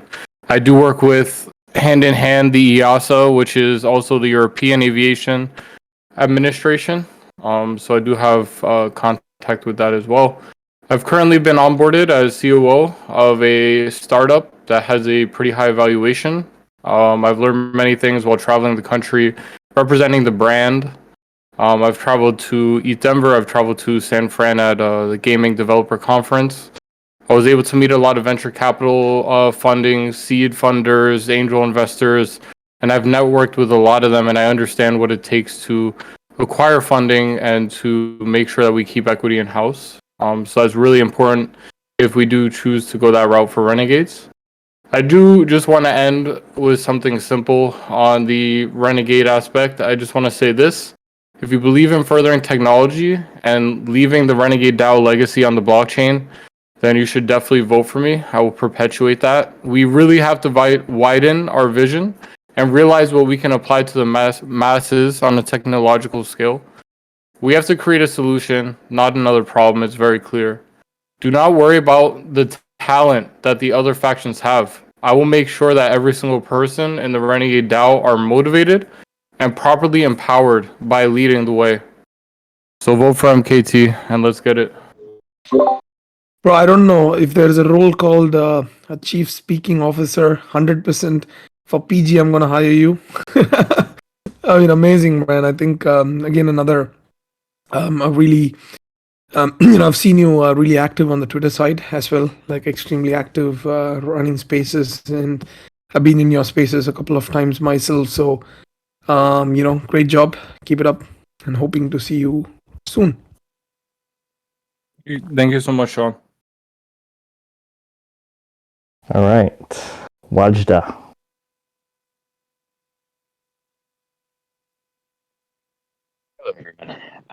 Watched. I guess I won't go over my entire long ass application again, but I am an attorney. I run a Web2 company of good size. We operate through 40 states, and I started it myself, so I've built it from myself in a single office with a very low rent to the largest consumer bankruptcy firm in the country. So I have experience with running a large operation. 100 plus employees. We do over 10 million in revenue annually. Yeah, I have experience with that and running companies. Consumer bankruptcy is helping people get out of debt. So budgeting and money and being frugal is part of what I do and how I operate. I'll touch on what Sean said earlier about PG and being more active on Twitter. This is one of the things that I want to focus on personally for the Renegades and PG as a whole, because I'm in a bunch of different like groups and things like that on Twitter, and just people that kind of push different narratives, and I've seen the power of when people get together and push it on Twitter, how it does for the brand. For instance, like the Golden Beans is like a new thing, but they've kind of gone nuts on Twitter just because of a few people really pushing that narrative. And there's not anything close to the type of like actual business behind the brand like there is with PG. And I think that's something that we need to all do a better job of just pushing out there, because the reason I've been in PG since Gen 2 was launched, I kind of bought like right away and then bought a few more as time went on. It's just the business acumen behind it and how they are one of the few NFT companies I've seen that actually run it like a company and not just a fly by night like project where they hope something happens. Like, I appreciate the disclosures where they show the budgeting. They seem to actually know what they're doing is building more than just like fluff and hype. But a lot of people just don't seem to know that in the general space. And we all need to do a better job of just pushing that narrative and pushing all the great things that are, part of this community. So that's part of what I want to do for the Renegades and just do as PG as a whole. But I'm very much looking forward to the opportunity. Like, this just has got me so fired up because I like building stuff, and it just seems like such a great opportunity. So look forward to working with everyone. I'd like to thank the AMA host for saving the best faction for last. That was a good touch. So appreciate that. But looking forward to working with everyone. Oh man, I think recently also watched as now a Genesis holder. But I think you touched upon a point. But the problem is, PG Genesis. If you have a look at it, I think 70 to 80% of the PG Genesis have a crazy real life business. I'm not even joking, right? Like, randomly you just go across a PG Genesis, the majority of them have their own businesses doing really well, in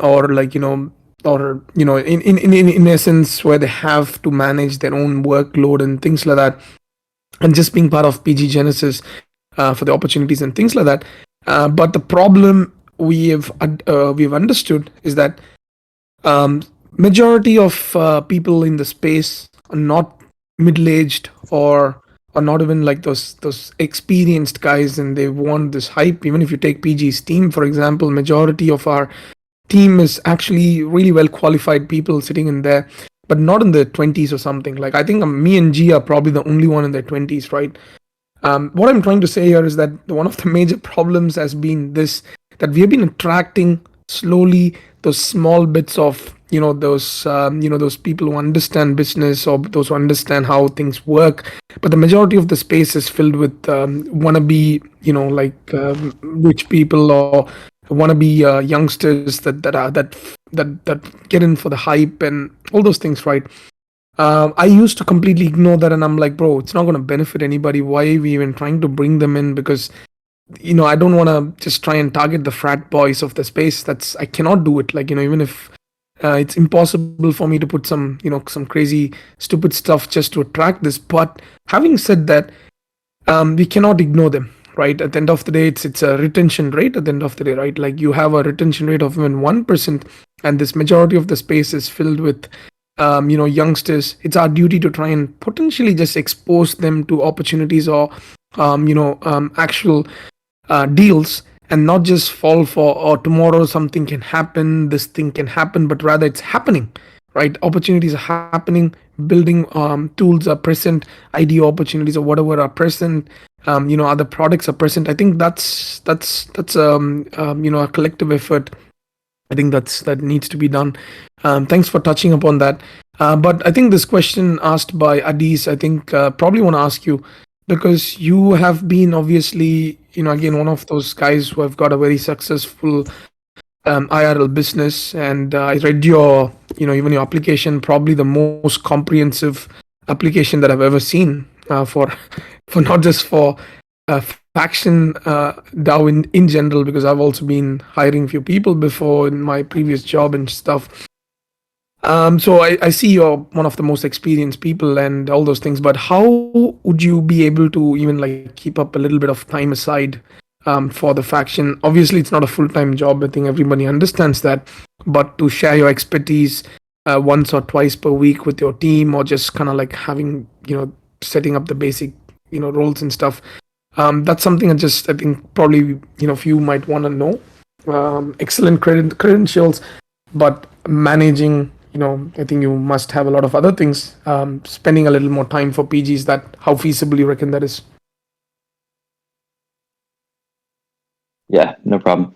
And I totally jive with your comment about the frat boy and all that, because I was the same when I first was in the space. I'm like, all this stupid hype, like what is wrong with people? But then it does become like a necessary evil, if you will, to jump into that in some form or fashion.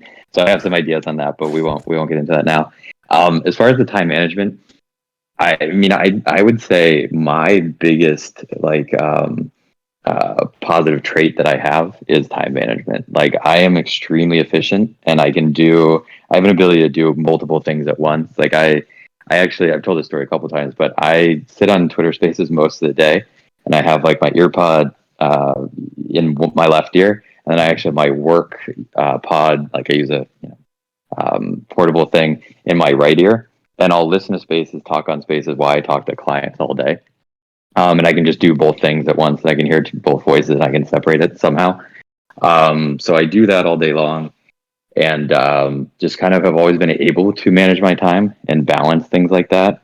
And I do that like I'm a single dad. I raise my 2 kids as well, and I just push myself and just find time to do stuff. So I've been putting in the time that I think it'll take for PG already, and doing stuff on the back end, preparing things for, if I get elected and stuff like that, being on these spaces already to kind of show that, because I know that would be a concern with me. So I don't personally see it as a problem.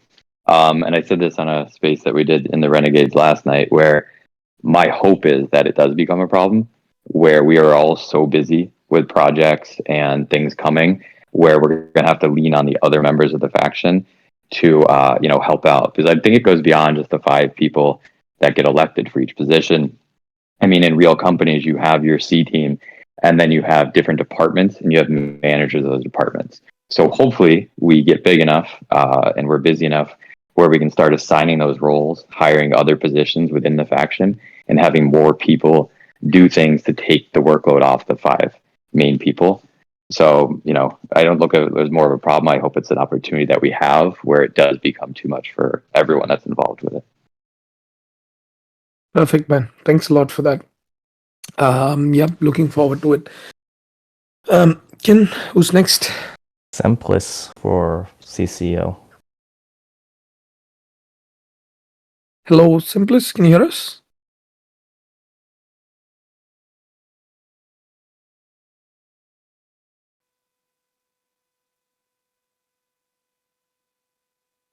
Yeah, I think he's trying to talk. Yeah, before he comes on, Simplis is the one who is doing the free Jira wallpapers for everybody, the mobile wallpapers. And then we commissioned them, and we also got wallpapers done for every single PG asset, but just haven't dropped it yet. So just a little bit of yeah. Can you hear us now? Yes, I can hear you. Yep, go for it. Okay, so hi guys. I'm from Malaysia, and my name is Sam Place, and I'm taking my university course as a graphic designer. So I'm going to talk about myself that I'm very passionate about creating beautiful and impactful digital arts, and I've been honing my skills for 5 years.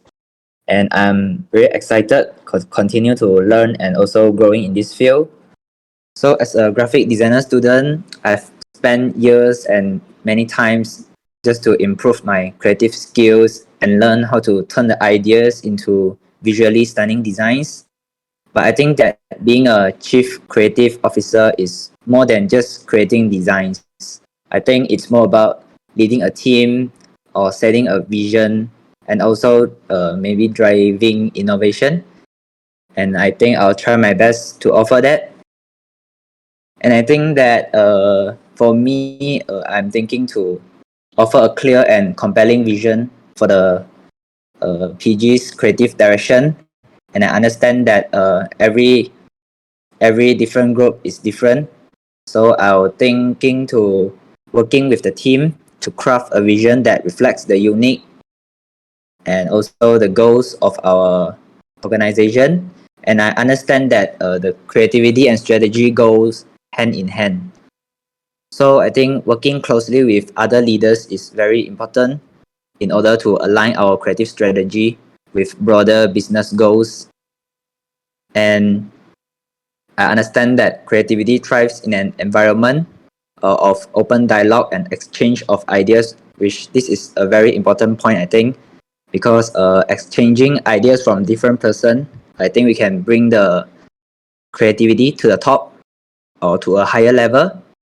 And I really believe that sometimes we have to take risks and try new things in order to explore more and to push beyond their comfort zones to explore new approaches and techniques. So overall, I'm very honored to speak here as a contestant, and I'm really passionate about design strategic thinking and also doing a lot of different collaboration with others. And I'm excited to bring these qualities to the role and help a group to achieve its creative and business goals. Yes, that's all for me. Thank you.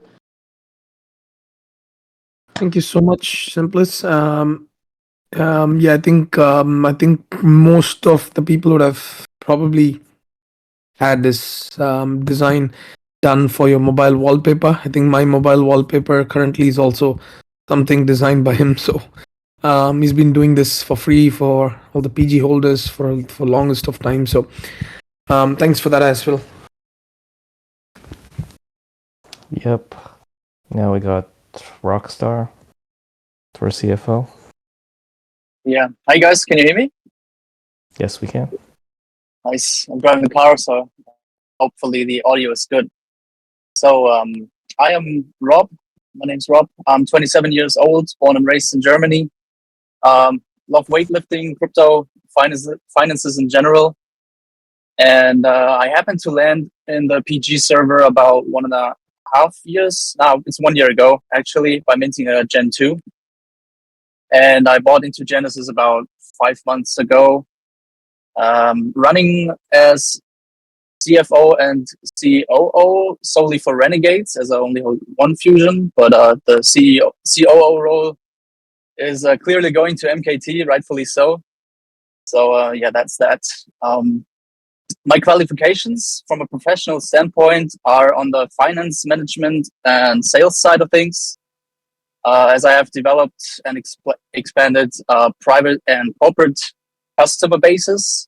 I've managed and coached co-workers as well, and also distributed financial solutions and insurances. So yeah, I'm a certified insurance agent and licensed financial expert. My apprenticeship was I received training in IT for office management, so nothing too big, but yeah, I can manage that, quite frankly. customer relation processes, and economics and social studies. So yeah, I guess I bring a wide variety of skills to the table, knowledge, and of course, I'm always eager to learn more. Similar to most of you, I'm very bullish on PG and the first mover aspect the project holds. I like to keep it that way and find new things with you guys together. And yeah, I'm definitely willing to put in a good amount of time, always show up if needed, as long as it's within my waking times, of course. And yeah, of course, I want to also up my experience in the Web3 field and work closely with the PG team and the rest of the community. And I guess that was all. If anyone has any questions, I'm more than happy to answer.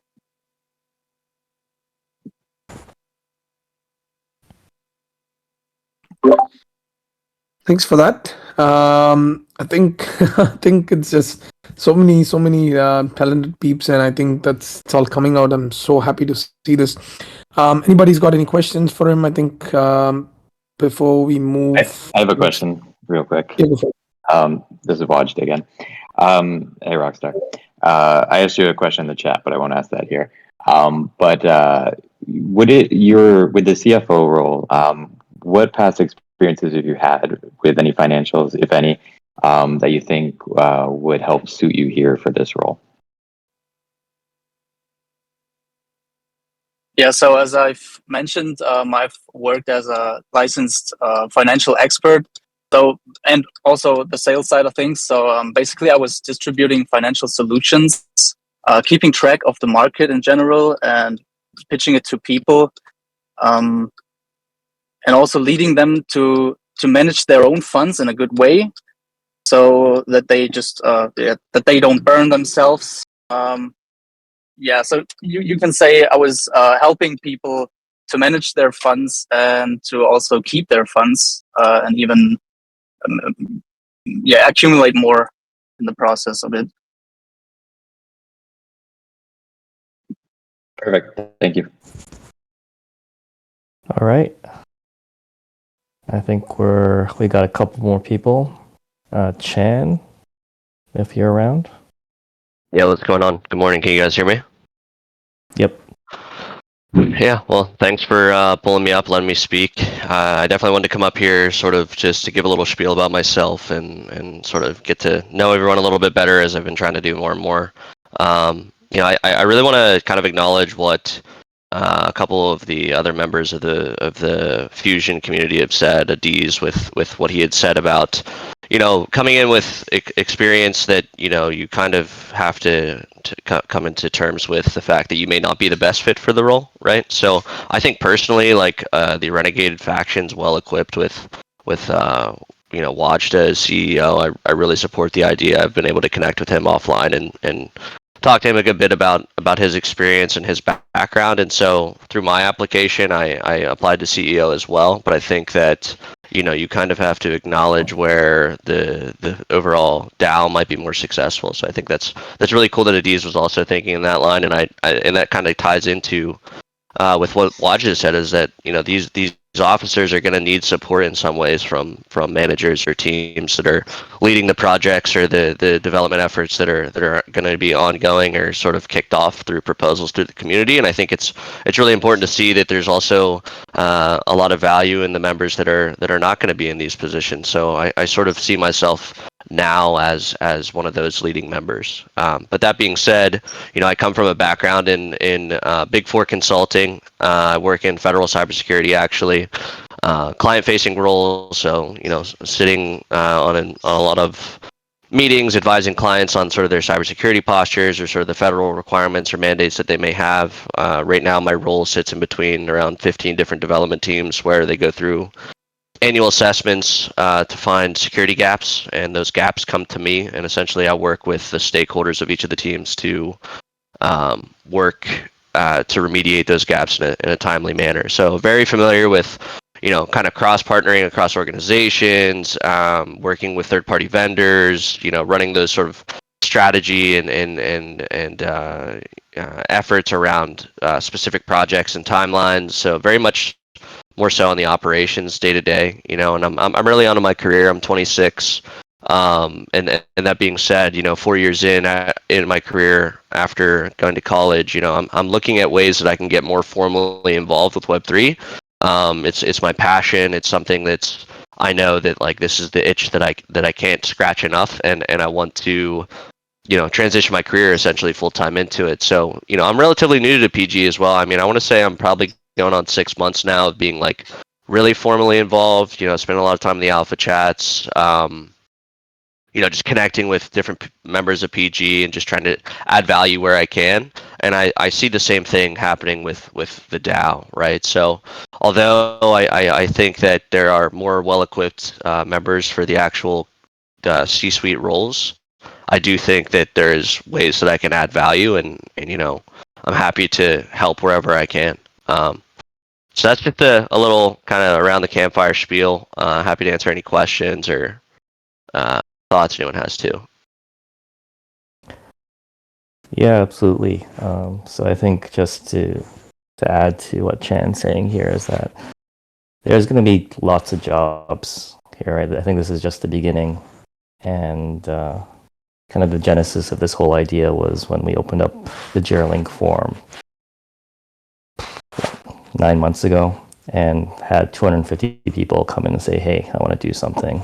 These are my qualifications. So like I said, we're here to build. It's very obvious that we have such an amazing group of talented people in many different respects. And there's going to be so many different ways in which people can get involved. So with that, last but not least, we got Feet Stampin' Monkey for CTO. Good morning, guys. Morning. Let me know if you can hear me okay? Yes, we can. Perfect. Yeah, so I've been in Jira since Mint, Gen 2 Mint, I should say, sorry. I'm in for CTO. Looks like one of the runners-up for CTO. Congratulations, Richard, too. But yeah, I just thought I'd pop up and again share a little bit of my experience and my desire to get more involved in the project that Jira are bringing across. So I don't want to read my whole application out, but I have 15 plus years in IT change teams in the UK financial sector. Various roles, business analyst, was the main liaison for Visa MasterCard scheme compliance for the Bank of Scotland. I've been in system test, focusing on test automation. I've had a short spell as a developer, a Java front-end developer. But more recently, last sort of 5 years, I've been focused on performance engineering. So I personally feel there's a bit of a gap needing filled in Web3 with that. I think performance of systems, how many mints are constantly let down by failures in that area. So I feel like I've got a bit of skill in that area that I could sort of leverage a little bit. So more recently, I've been focusing on trying to learn Solidity and day trading to keep food on the table. But I'm just very excited to be part of the Fusion ecosystem. I think it's something that's really needed, as it's been repeated over and over again. Jira is a very mature project. There's a lot of deep skills, and I think it's a great team to try and get involved in, and wherever we can. I would love to get embedded in some way. So, yeah, I mean that's really it. If anyone's got any questions for me, I'd be happy to answer them.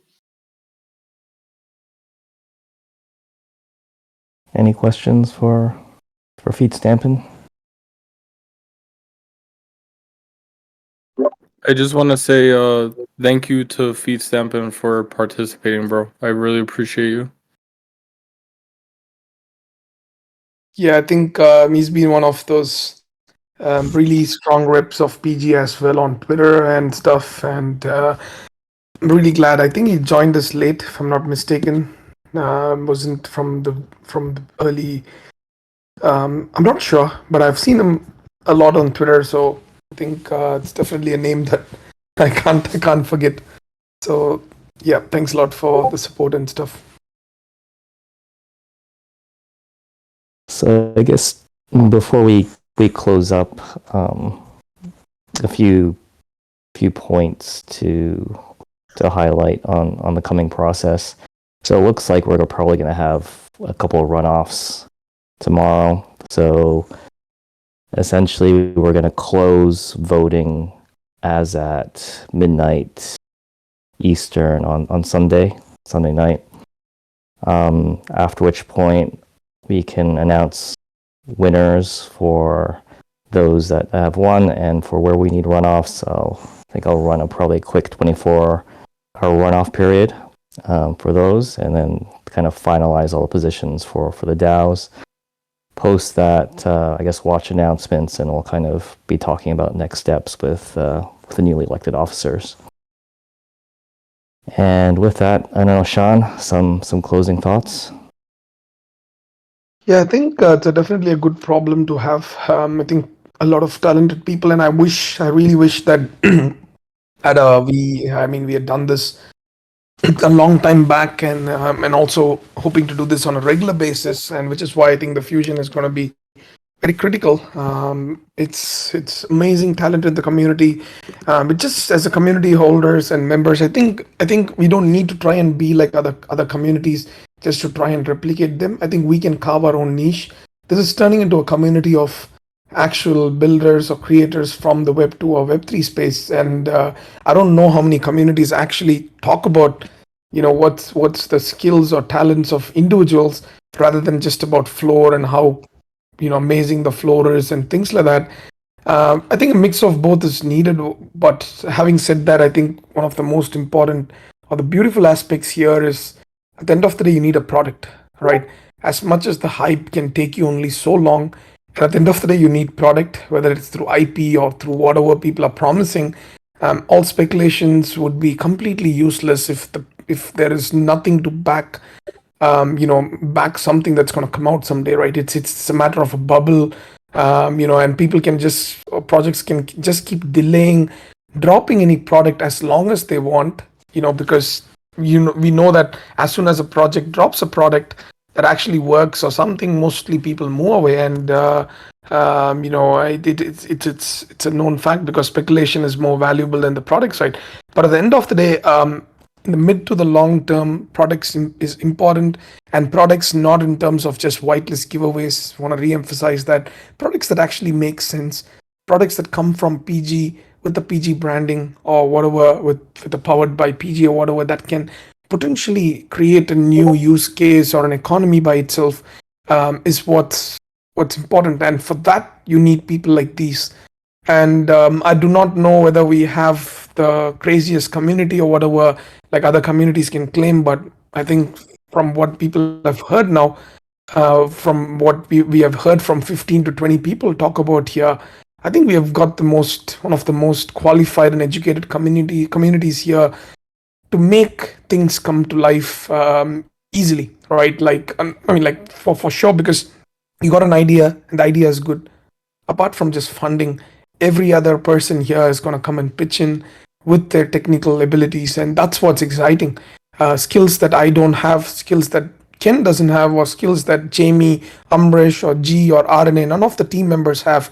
I think a lot of you here have those skills, and that's gonna benefit all of us overall, right? And that's the exciting part I'm looking for.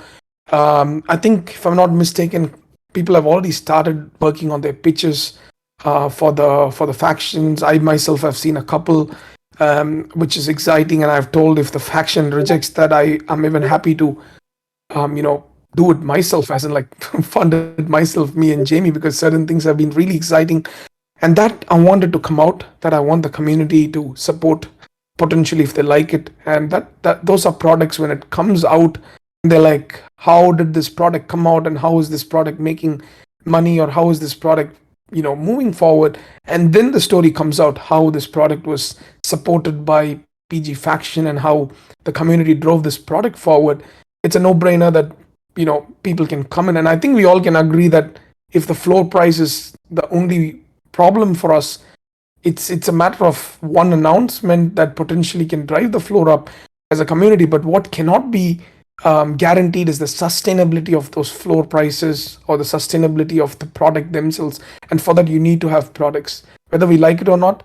I think that's the key that's gonna hold or keep your NFTs valuable at the end of the day. As much as you say community, yes, that's good, but as much as you say, whatever, Twitter presence or IP and stuff, it's all good up to an extent, and until an actual solid product is going to come out, it's almost like you having a digital money that can potentially make something but is not actually useful. So that's what's super exciting for us, and getting the support from you guys along with us supporting you guys back, and all of us to potentially make something out of this, as equity or profits or private investors or whatever that could be, that can come or stem from within the community. I think that's what's really exciting for us here. Hands down, we're not probably the most loudest community right now. We were once the loudest, yes, when we had no products. But now we started having products, and we are probably not the loudest community, but easily the smartest community. And I would take that any day.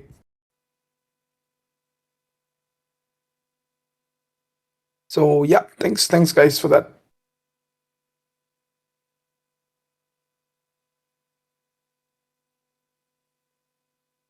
And yeah, I think Ken, I think it's probably you can go to bed, because Ken's been working super hard for us along with other team members. But Ken's been working on turbo boosts and extra hours for sure. You guys don't see the kind of problems that comes in the back end to face every single day. It puts us in so much of stress and all those things. But yeah, Ken's one of those guys. I think I'm so glad. And this is a guy who came from within the community, like Amrish, like G, like RNA, who all were picked from within the community. So, I mean, it's just crazy how the entire PG team was created or formed from within the community, with none of us knowing each other. So that's what's going to be fun to see in the factions as well. So yeah, all right. That's pretty much it from the faction side. Do read about it before you do read whatever you want about the people to vote, because it's going to be pretty important. We will be having some kind of a like a re-vote or potentially a feedback kind of thing, maybe 3 or 6 months, I think, potentially, to just just hear back feedback from the faction members, because we don't want to just be like, yeah, this is forever kind of thing, but we need to make sure that the faction holders are also pretty keen with what's happening or how the faction is moving forward, because sometimes people can start a job or a task but might not be able to complete it for whatever reason, like they might have other IRL commitments that may suddenly come up and things like that. So maybe 3 months, every 3 or 6 months, we might be having potentially a recheck or something like that, like just to see if anyone has to be changed and things like that, right? So yeah, I'll leave it there. If anyone's got any other questions, let me know. So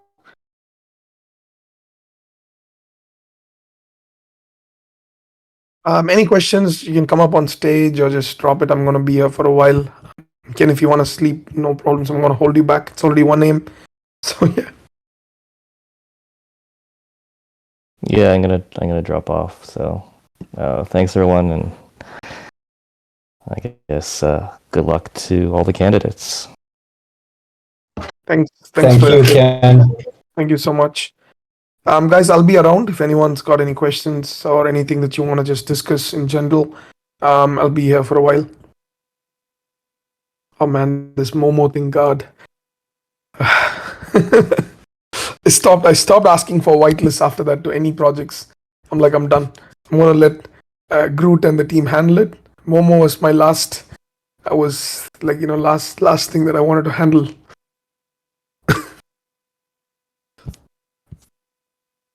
All right. I think, guys, I'll wrap it up here if you guys have not got anything else. But as mentioned, we working on few this thing. Just want to hear something from you guys, right? Like, from the space in the space as such, what is one analytical tool that you guys use like mostly? Like I just wanna, if you guys just can like put it on the chat or something, the best one that you have seen, and what you normally use, in general, right? So just want to hear your thoughts to see. And also, what else? Been doing some research for sure. All right. So yeah, I mean, all right, perfect. I think got some answers. Perfect. All right, guys. Like just a few more minutes. Anybody wants to come up on stage, just have a chat or just ask any questions before I leave? When is the next IDO? Probably, I think in a week or two, I would say. I don't know. I mean, I think 2 weeks maybe. There's no fixed dates. We'll try to keep 2 per month, but we'll see how things are, because there are a lot of paperwork as well involved. So we just wanna. This is just like we just started this off, so we just don't wanna expand very quickly. So we'll just do like 1 or 2 per month. I don't want to drain you guys out of liquidity as well. So let it start slow, and it was great. I think I don't know. I think we raised about 250K or something for Supra. I think that was great from within the community. I think considering a lot of them are not even present, or considering that 500 Gen 2s are still staked and not unstaked, can see how many people are inactive now in the space. So I think with that limited numbers, I think that much of a race is crazy.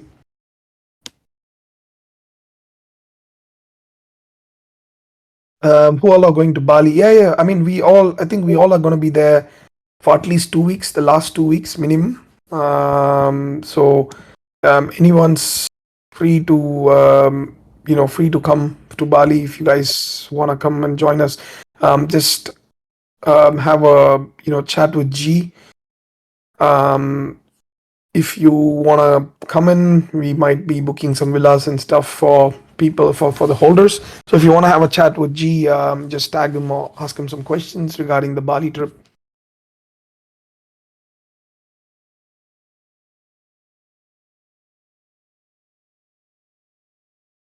We are trying to if limited people. I think we are looking to give the villa for free, because we already have some relationships or tie-ups with those guys. So won't be I think we necessarily won't be paid accommodation for you guys. It'll be staying with us potentially for free, but depending on how many people are signing up. So if it's too many people, then yeah, I mean, like we might have to book an extra villa. But if it's just like few people, I think we are looking to give it to the holders for free for sure.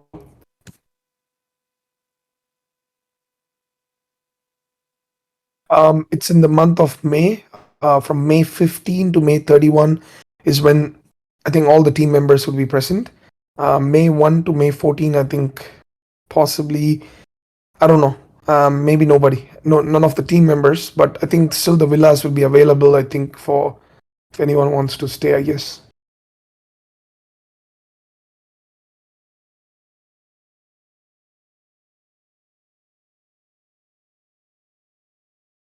Any update on the loyalty? I mean, PG loyalty thing, wasn't it supposed to be launched by end of March? I'm not sure if you mentioned end of March, but so there's going to be some major changes coming up, guys. Like I think we just are not going to I think there's some major changes that are needed, not in the product. I mean, like, so yes, we have a lot of these products and all those kind of things, but there is no point in dropping more and more products without having the reach or understanding, or the entire community exactly understanding the whole product and the space for it to grasp. Because every week or every 2 weeks once, there is something or the other that we are dropping or just informing holders about, whether it's PANs or whether it's about IDOs or whether it's about Fusion and all those things. And it's very hard for people outside to keep up. They don't even know. They just see too many things, and it's almost like they just feel like they're left behind. and they cannot be joining PG now because it's just complicated with a lot of things happening. I think the first we need to set up some basic, we need to solve some basic, let's say, problems, basic fundamental problems before we start dropping more and more products. So I think there is no point in just coming and dropping another 5 or 4 or whatever products. It's absolutely useless without having the, without first understanding or absorbing the entire product drop from our end. Some important announcements coming up, very, very, very important announcements. That's what I can say. Probably in a week or two, hopefully. It's about some acquisitions, or it's like some major acquisition. So which is going to be fun. I think a major push for PG as well as a brand. I think it's very much needed. We personally have put in quite a lot of funds personally as well for this particular product. So we're going to be putting in. So we'll confirm that. So which is where we are looking to shift, the way how we work now. Like just it's kind of sad sometimes when you see there are projects that's got a 1 ETH flow offering half of what IDOs we are offering. No offense to any projects or anything, right? It's purely in terms of what is being offered. And some say VVV is a project that's kind of like offering IDOs where people got to buy tickets. It's not even guaranteed allocations. You got to buy $10 tickets as raffles to participate in IDOs. And here we are bringing one of the best IDOs, and this is sitting at a higher flow than us. And I'm like, bro, what are we doing? Like, there is something definitely, or the target audience, what we have is completely different. And it's, or maybe we're not communicating well or whatever. So there is definitely some fundamental issues that we have figured out. When I used to be when we never used to drop any products, and I used to be on the run on the spaces and the front end of PG running on Twitter and stuff, our flow was flying without us dropping anything, right? Without us dropping anything or whatever. So yeah, I mean, like, it's basically, how do I put it? Like, I think we need to first make people understand about Pans. Pans itself is a big ecosystem with Pans Finance, Pans Play, Pans Swap, and so many stuff coming up, which is going to benefit the holders a lot. And then the IDOs are obviously there, and then there's a lot more things, that's even the Fusion and things like that. But let's just wait for this month. There's one major pivot that we are planning, and then there's a major long-term pivot. So we just decided we're not just gonna stop product development. I think, Achint, what I meant was just taking a small pause of me running on the product development side and just starting to interact more with the community and be the front end of the project, especially during this bear market, because it's completely it's attention driven space. People calling certain founders genius because they just spend a lot of time on Twitter, and that's probably one of the easiest things I can do. And that's probably the thing that I got my name for. And I never had any issues running spaces or being in multiple spaces. And I took a step back, and it's starting to fall, because we moved towards the product development side. So, which is why I think I'm going to get a lot of support from in the DAO as well, where, certain products I think we might be pushing through the DAO to help them with us, like with running at least just basic management of the product, or just keeping track of it in return for some equity or stuff like that, so that I do not have to be the one. I love product development. I've been in that space. So I really, it's kind of like in a situation where I really loved it, so I moved back. But I think we need to focus on the front end side as well. As somebody from PG said, a girl might have a great heart, but if she doesn't look good on the front, no one's going to approach her to know that her heart is clean. So I think we are in a position like that, to be honest. So I think we need the front end to be sorted and mended. So so what are your plans to potentially expand the reach? I think, Achint, I don't think we need to do anything special. To be honest, it's just me that has to be present. Like before, I don't know whether you followed me before, like 7-8 months back. I was in almost like spaces every maybe like 2 days or something like that, and I was almost always available on Twitter, and there was a lot more Twitter activity than what is happening now. Like I'm probably like 5% of the activity what used to be before, as attending the spaces. So many spaces requests even comes now, and I'm not able to take it up because of the workload and things like that. So I don't think there needs to be a lot of stuff. There's few things, and then there's a major pivot. Once we get that attention, there's going to be a major pivot that's probably going to get people looking back at us, solving some inherent issues. We have created a group with the largest of the PG whales, at least 15 of them for now. The Genesis guys, just to kind of like run. I'm going to present the plan to them about the changes, and I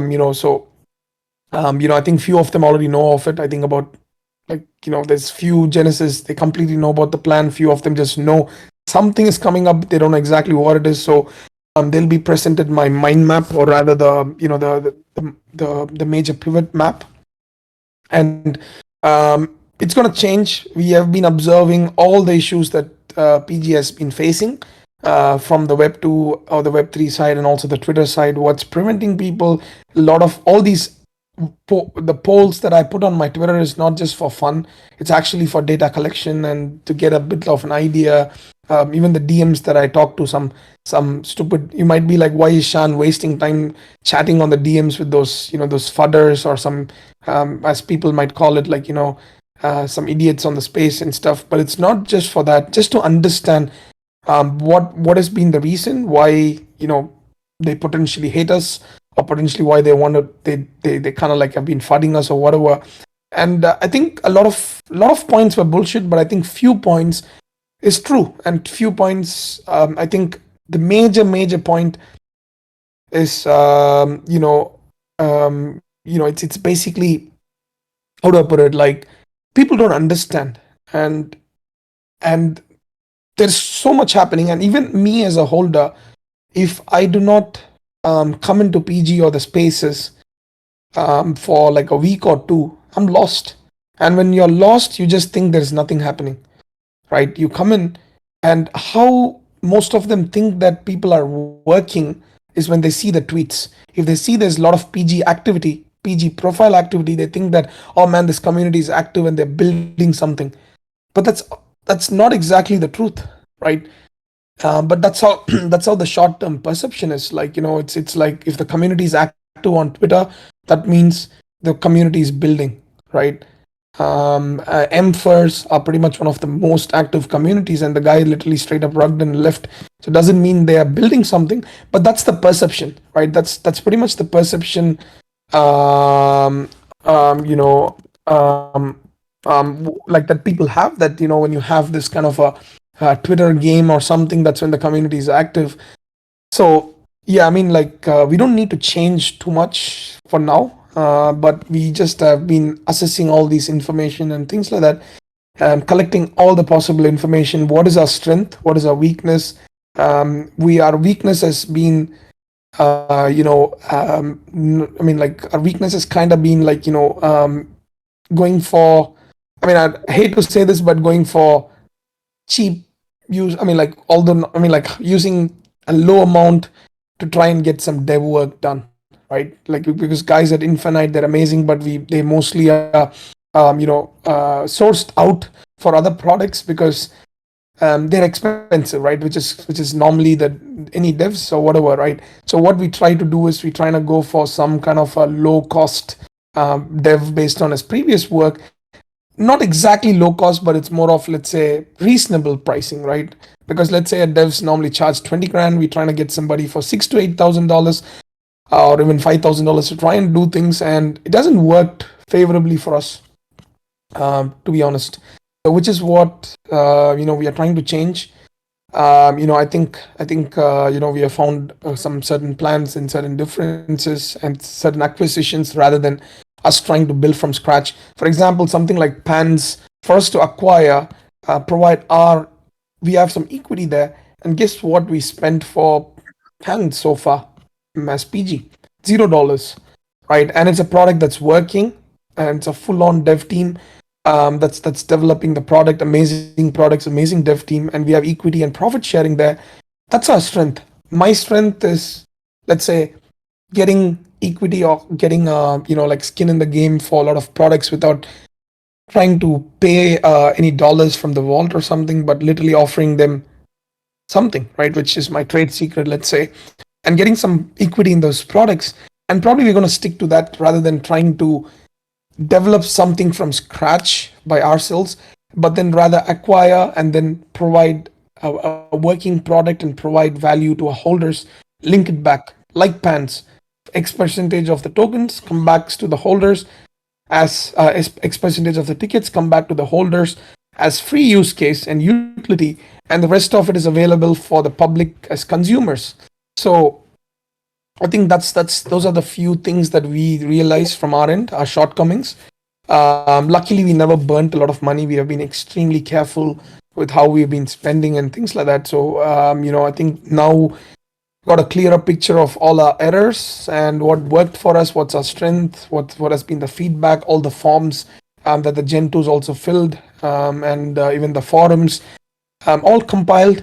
We took the major ones, which makes sense, and got to stick to our strengths and trying to clear out the weaknesses one by one.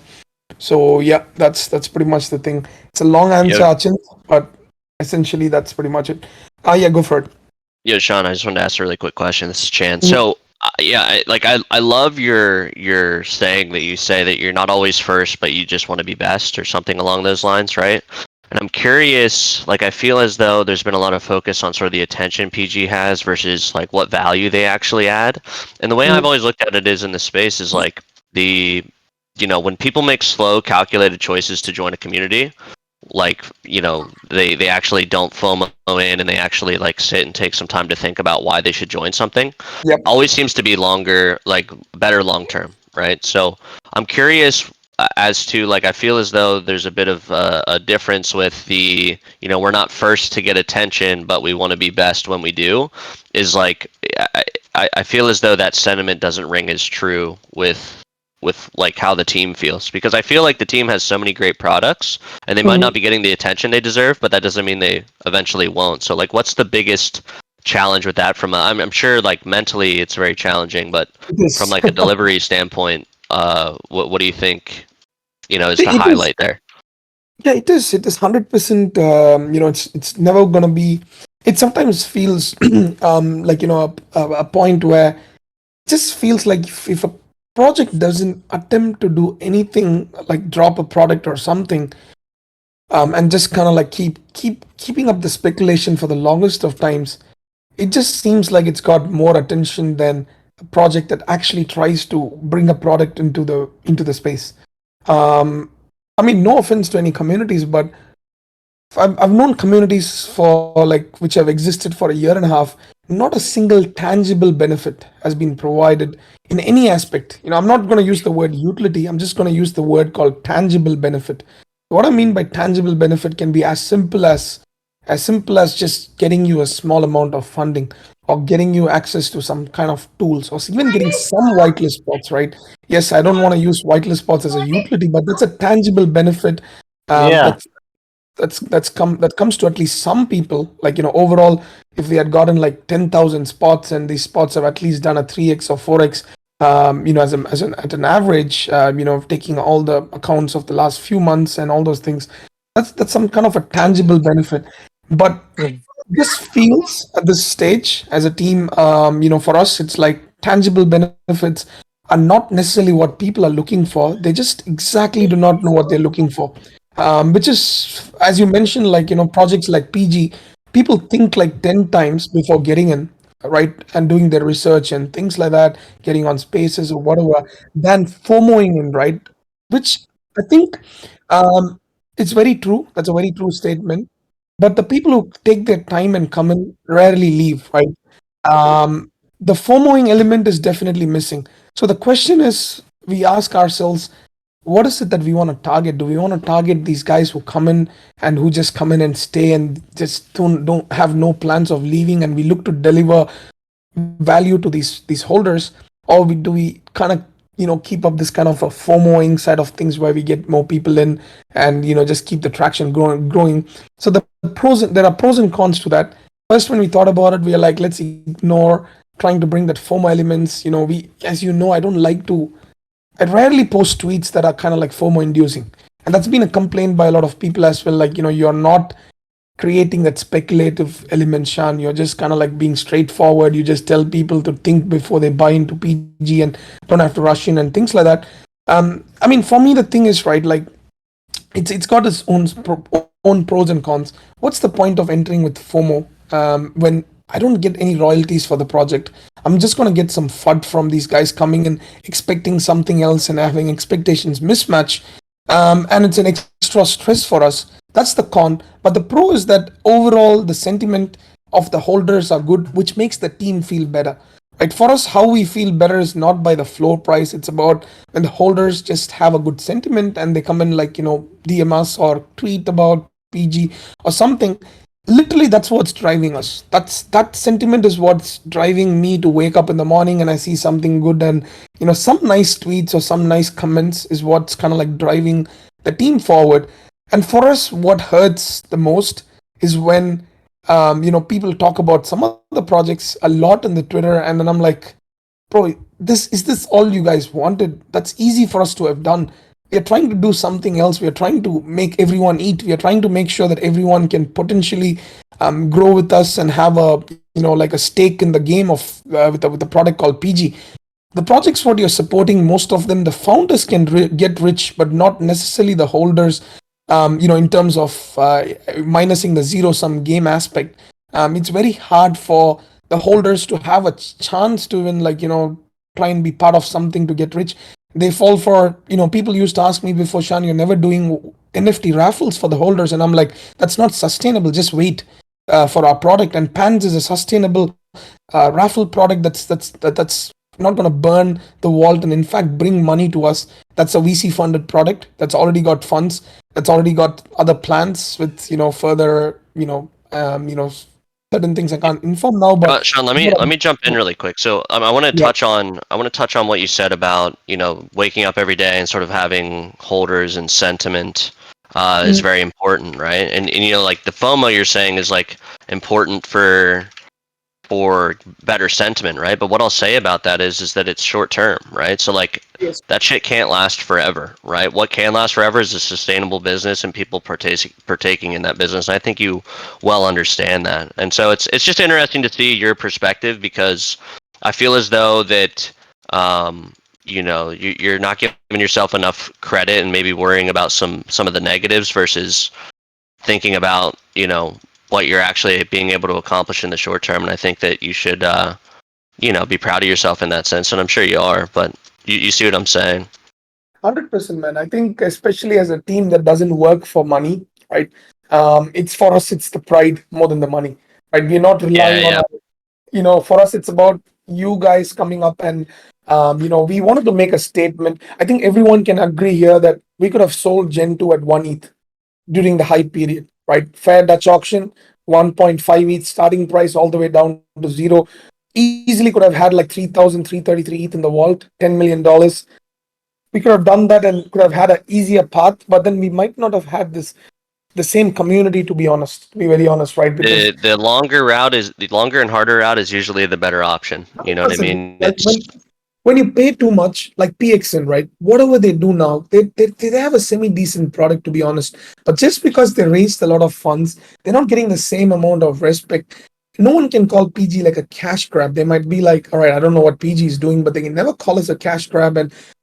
And trust me, guys, we might not have enough voice in the space right now as from the Twitter side of things. Every damn founder, they come to us for some or the other help. And this is something where it can be acquisitions or transfers, and you won't believe the big names that come to us, for any kind of help or reach, even to the VCs and even for other connections. And that networking is what I think makes us a lot more special, than even projects like Momo, right? Whatever you may say, they reached out to us first, right? And I was the first one to make a tweet about it.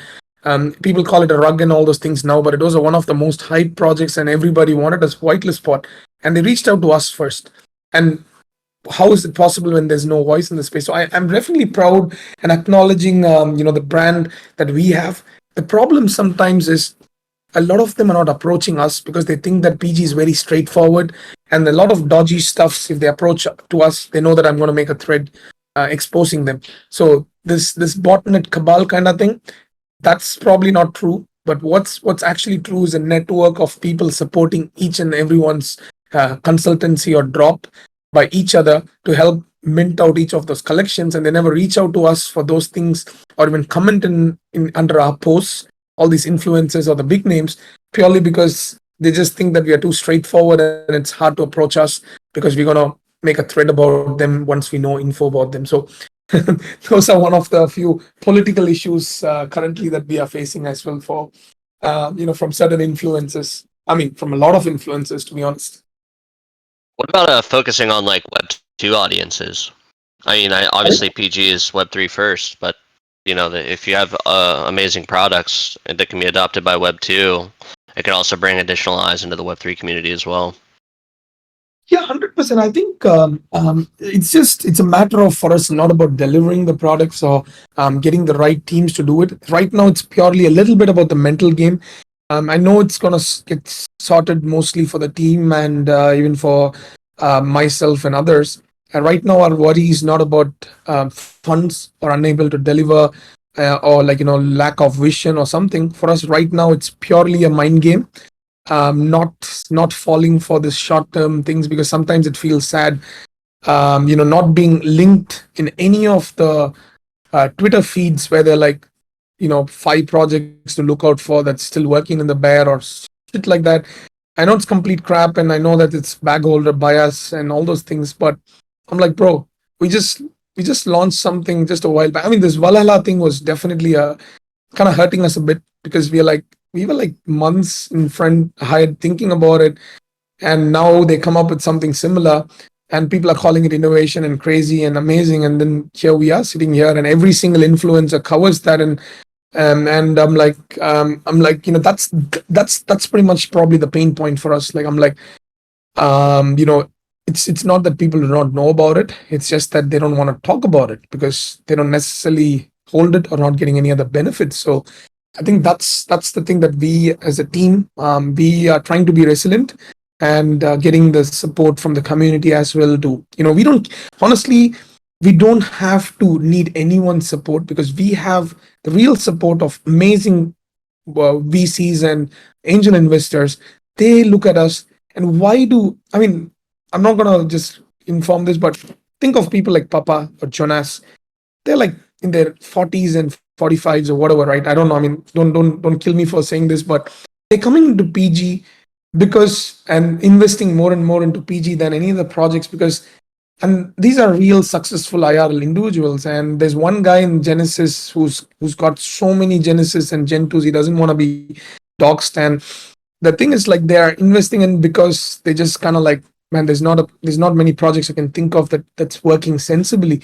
So it's just we are attracting the right crowd, and that's working on the Web2 side with our pitch decks unmatchable in terms of evaluation, unmatchable in terms of the products and the vision or the products that's coming up. Everybody loves it, and that's why we are having these IDOs and flows and connects with the VCs and things like that. In fact, last Friday, me and Ken, while we were hanging out with one of the VCs in Melbourne, and he straight up said this point, which Ken brought up again as a holder as well, and he was like, the VC was like, you're like the type of founder I would want to invest my money in, right? And Ken was like, Shan, this is what drove me as well to work for PG and be part of PG. So I think overall in the Web2 side, people who understand business, they know what we are trying to do. But the attention game is something I'm kind of struggling at this stage to manage both the Twitter side and you might ask, why can't you afford like 1 hour a day for spaces or something? Trust me, the amount of workload that goes around, I'm just trying to, if I get some breathing space on a daily basis. There's, as I said, one major acquisition that's coming up, major acquisition. Hopefully that's going to bring a little more confidence.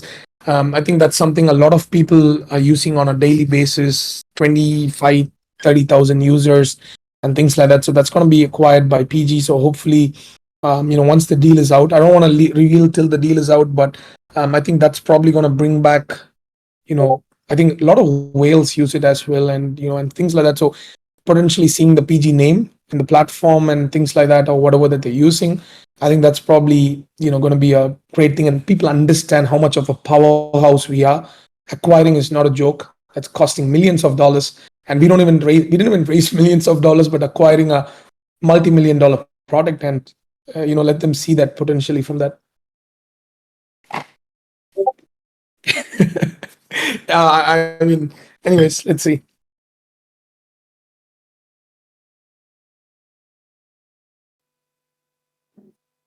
Anything else, guys, before we wrap it up? So, Shan, this is Tofu. Just a quick comment on what you mentioned earlier. I don't think there's anything wrong with people on a team, making money and earning a living. It's just not reasonable to assume that people work for free. So I think as core team members, you guys should definitely all get paid to some extent. Otherwise, the project's going to be dead. So I want to get that point across. It's unrealistic for holders to think that people on a team can't make money, because that's not sustainable.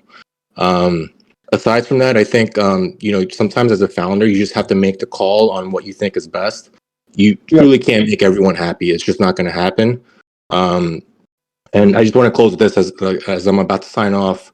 I don't remember who said this quote, but something, I might be totally like murdering it, but if you're the smartest person in a room, you're in the wrong room. I feel like I'm in the right room with Gajira, so I'm just going to end it with that. I think there's a lot of talent pool here, and I'm really excited for potentially what we can bring to the space. So thanks again. I think that's facts. Thanks a lot. And 100% you're right on the payment side. Just one quick thing is that I just meant that as a payment for us, it's purely because we do not need it.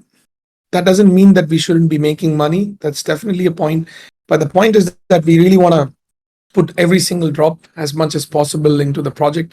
I know, I mean, I'm not going to expect anyone else, but I know that me and Jamie are going to be here, irrespective of whether there's funds in the vault or not. And I myself, I'm 26. I've made decent amount of money, and I want to make something out of my life. That's my motto. Like, it's not about funds and not about Lambos and things like that. It's more about making something in life. To be the chance to be a creator than a consumer has always been like within me. It's just that I wanted to have a platform before I make the move. So 100% I appreciate it, but it's purely out of the I mean, how do I put it? The drive or the passion to make something out of my life is what's mainly driving myself, and just don't want to burn the vault. Yes, maybe if we had more funds, we might be taking a little bit more, but I think at this stage, $5,000 a month, I think is more than enough for us to run, basic expenses and things like that. So yeah, I mean, like, we're sticking to that till we start actually making like proper revenues and stuff. I guess I want to pitch in here, right? So it's I had Web2 businesses and things like that.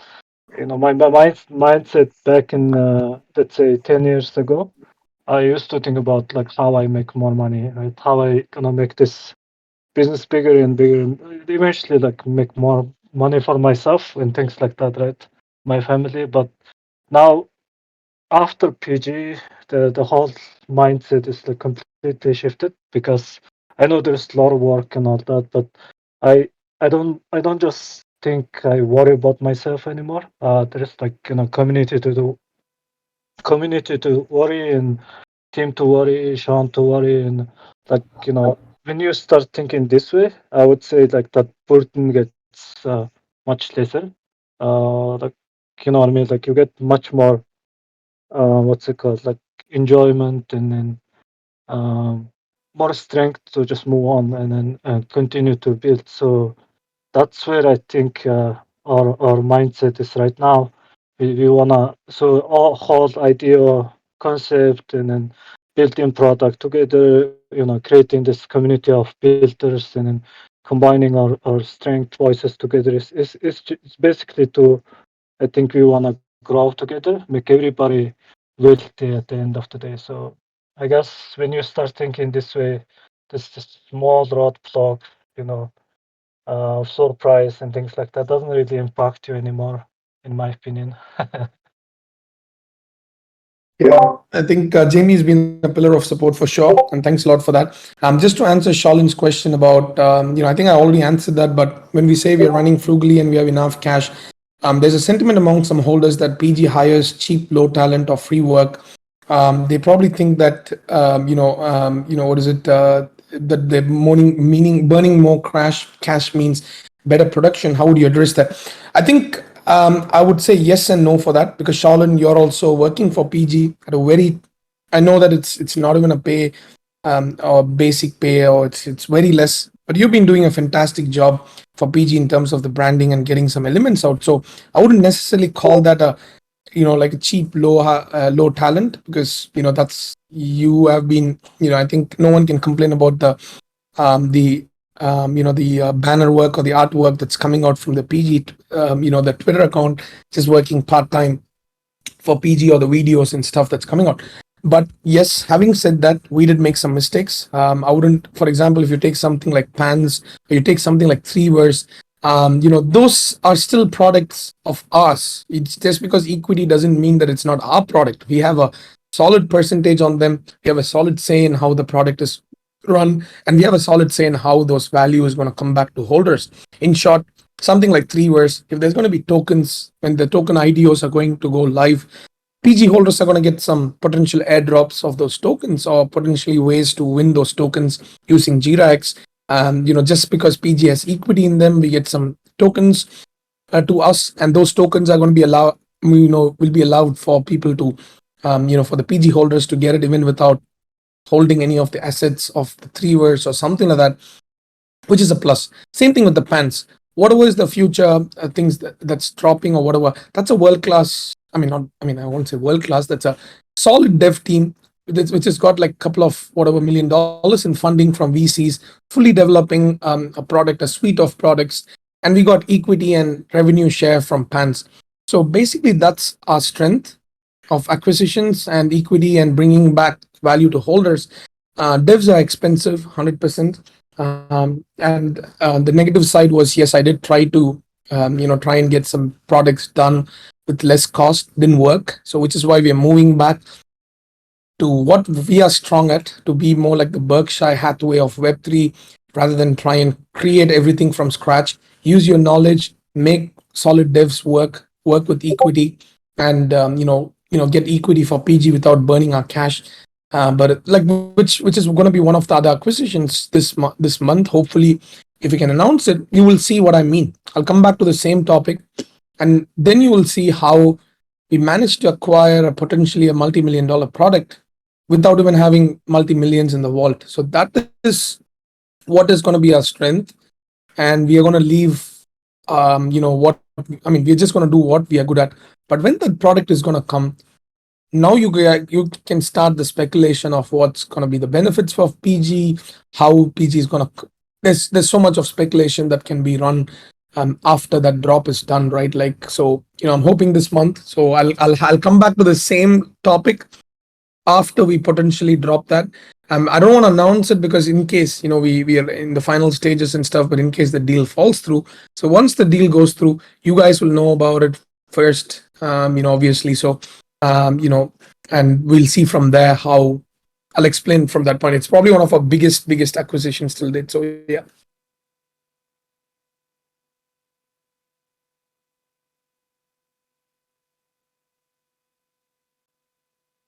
Looking forward to our future conversation. It seems to me we both are going to learn more about the other one that completely changes the perspective. 100%.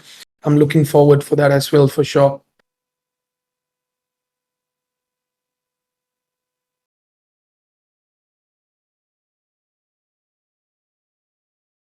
All right. I think we can wrap it up then. If you guys have got no other questions, this month's again going to be exciting. There's going to be Easter break. Potentially, dead Jiras are going to drop maybe this week.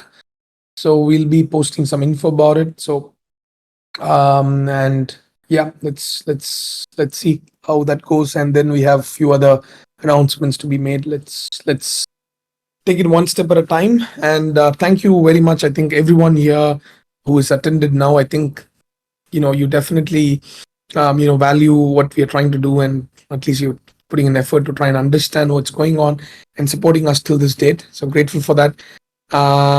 And so I think last one is what Draco had mentioned about a lot of PG holders not having a lot of followers, which is why, I mean, a lot of PG NFT, NFTs and Twitter not having a high amount of followers.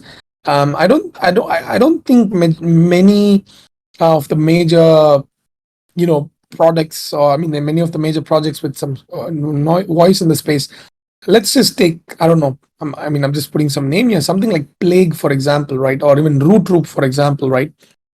To be honest, Root Roop, not just by the flow, they're more louder than PG, right? It comes down to the quantity as well. If there is not, crazy numbers, and the number of Genesis holders that we have, they actually have businesses that they're running, and they don't give they give two shits about, Twitter tweets or something, like, because they actually have businesses to run. So how do we tackle that? We can't tell them, yo guys, you got to come and retweet, or you got to get out of PG. We need some people who are active. That's complete bullshit. So, which is where I think the major problem is. A lot of Genesis guys are 100%, especially the Genesis, and even from hearing from the Fusion DAO holders, a lot of PG holders, or at least 70%, potentially, or 80%, have a proper job in real life, and they just want to buy something and because they resonate with the mindset or whatever. They can't necessarily spend hours on Twitter.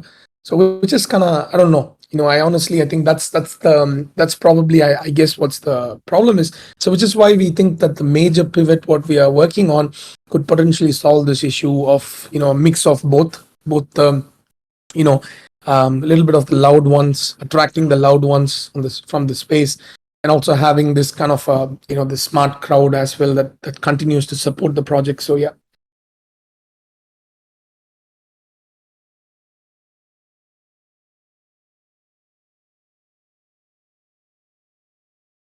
All right, cool. Thanks, guys. I think it was a while since we had this Discord AMA, and let's try to do. And I mean, let's. I think we'll move to spaces next week. Shaolin PG is not only building but has to educate the space over that. That's 2x the efforts. But that's also gives the opportunity, right? Even explaining what is an IDO, I think, is a hard task. Majority don't have no clue. They are happy to flip NFTs for 0.01 ETH and lose gas and other things, but maybe they don't exactly know what's an IDO, right? Which is what's making me bullish that there is such a huge market to capture. And how that's going to work is basically, let's show by numbers. Let's get the first 3 or 4 IDOs launched. When it starts kicking in, then we can start, people are going to see it. No one's going to be dumb after that to still fade us. After they see the potential opportunity, that can potentially, come in by being a holder, right? So, yeah, I think let's let's see how that works, and then we'll push from there.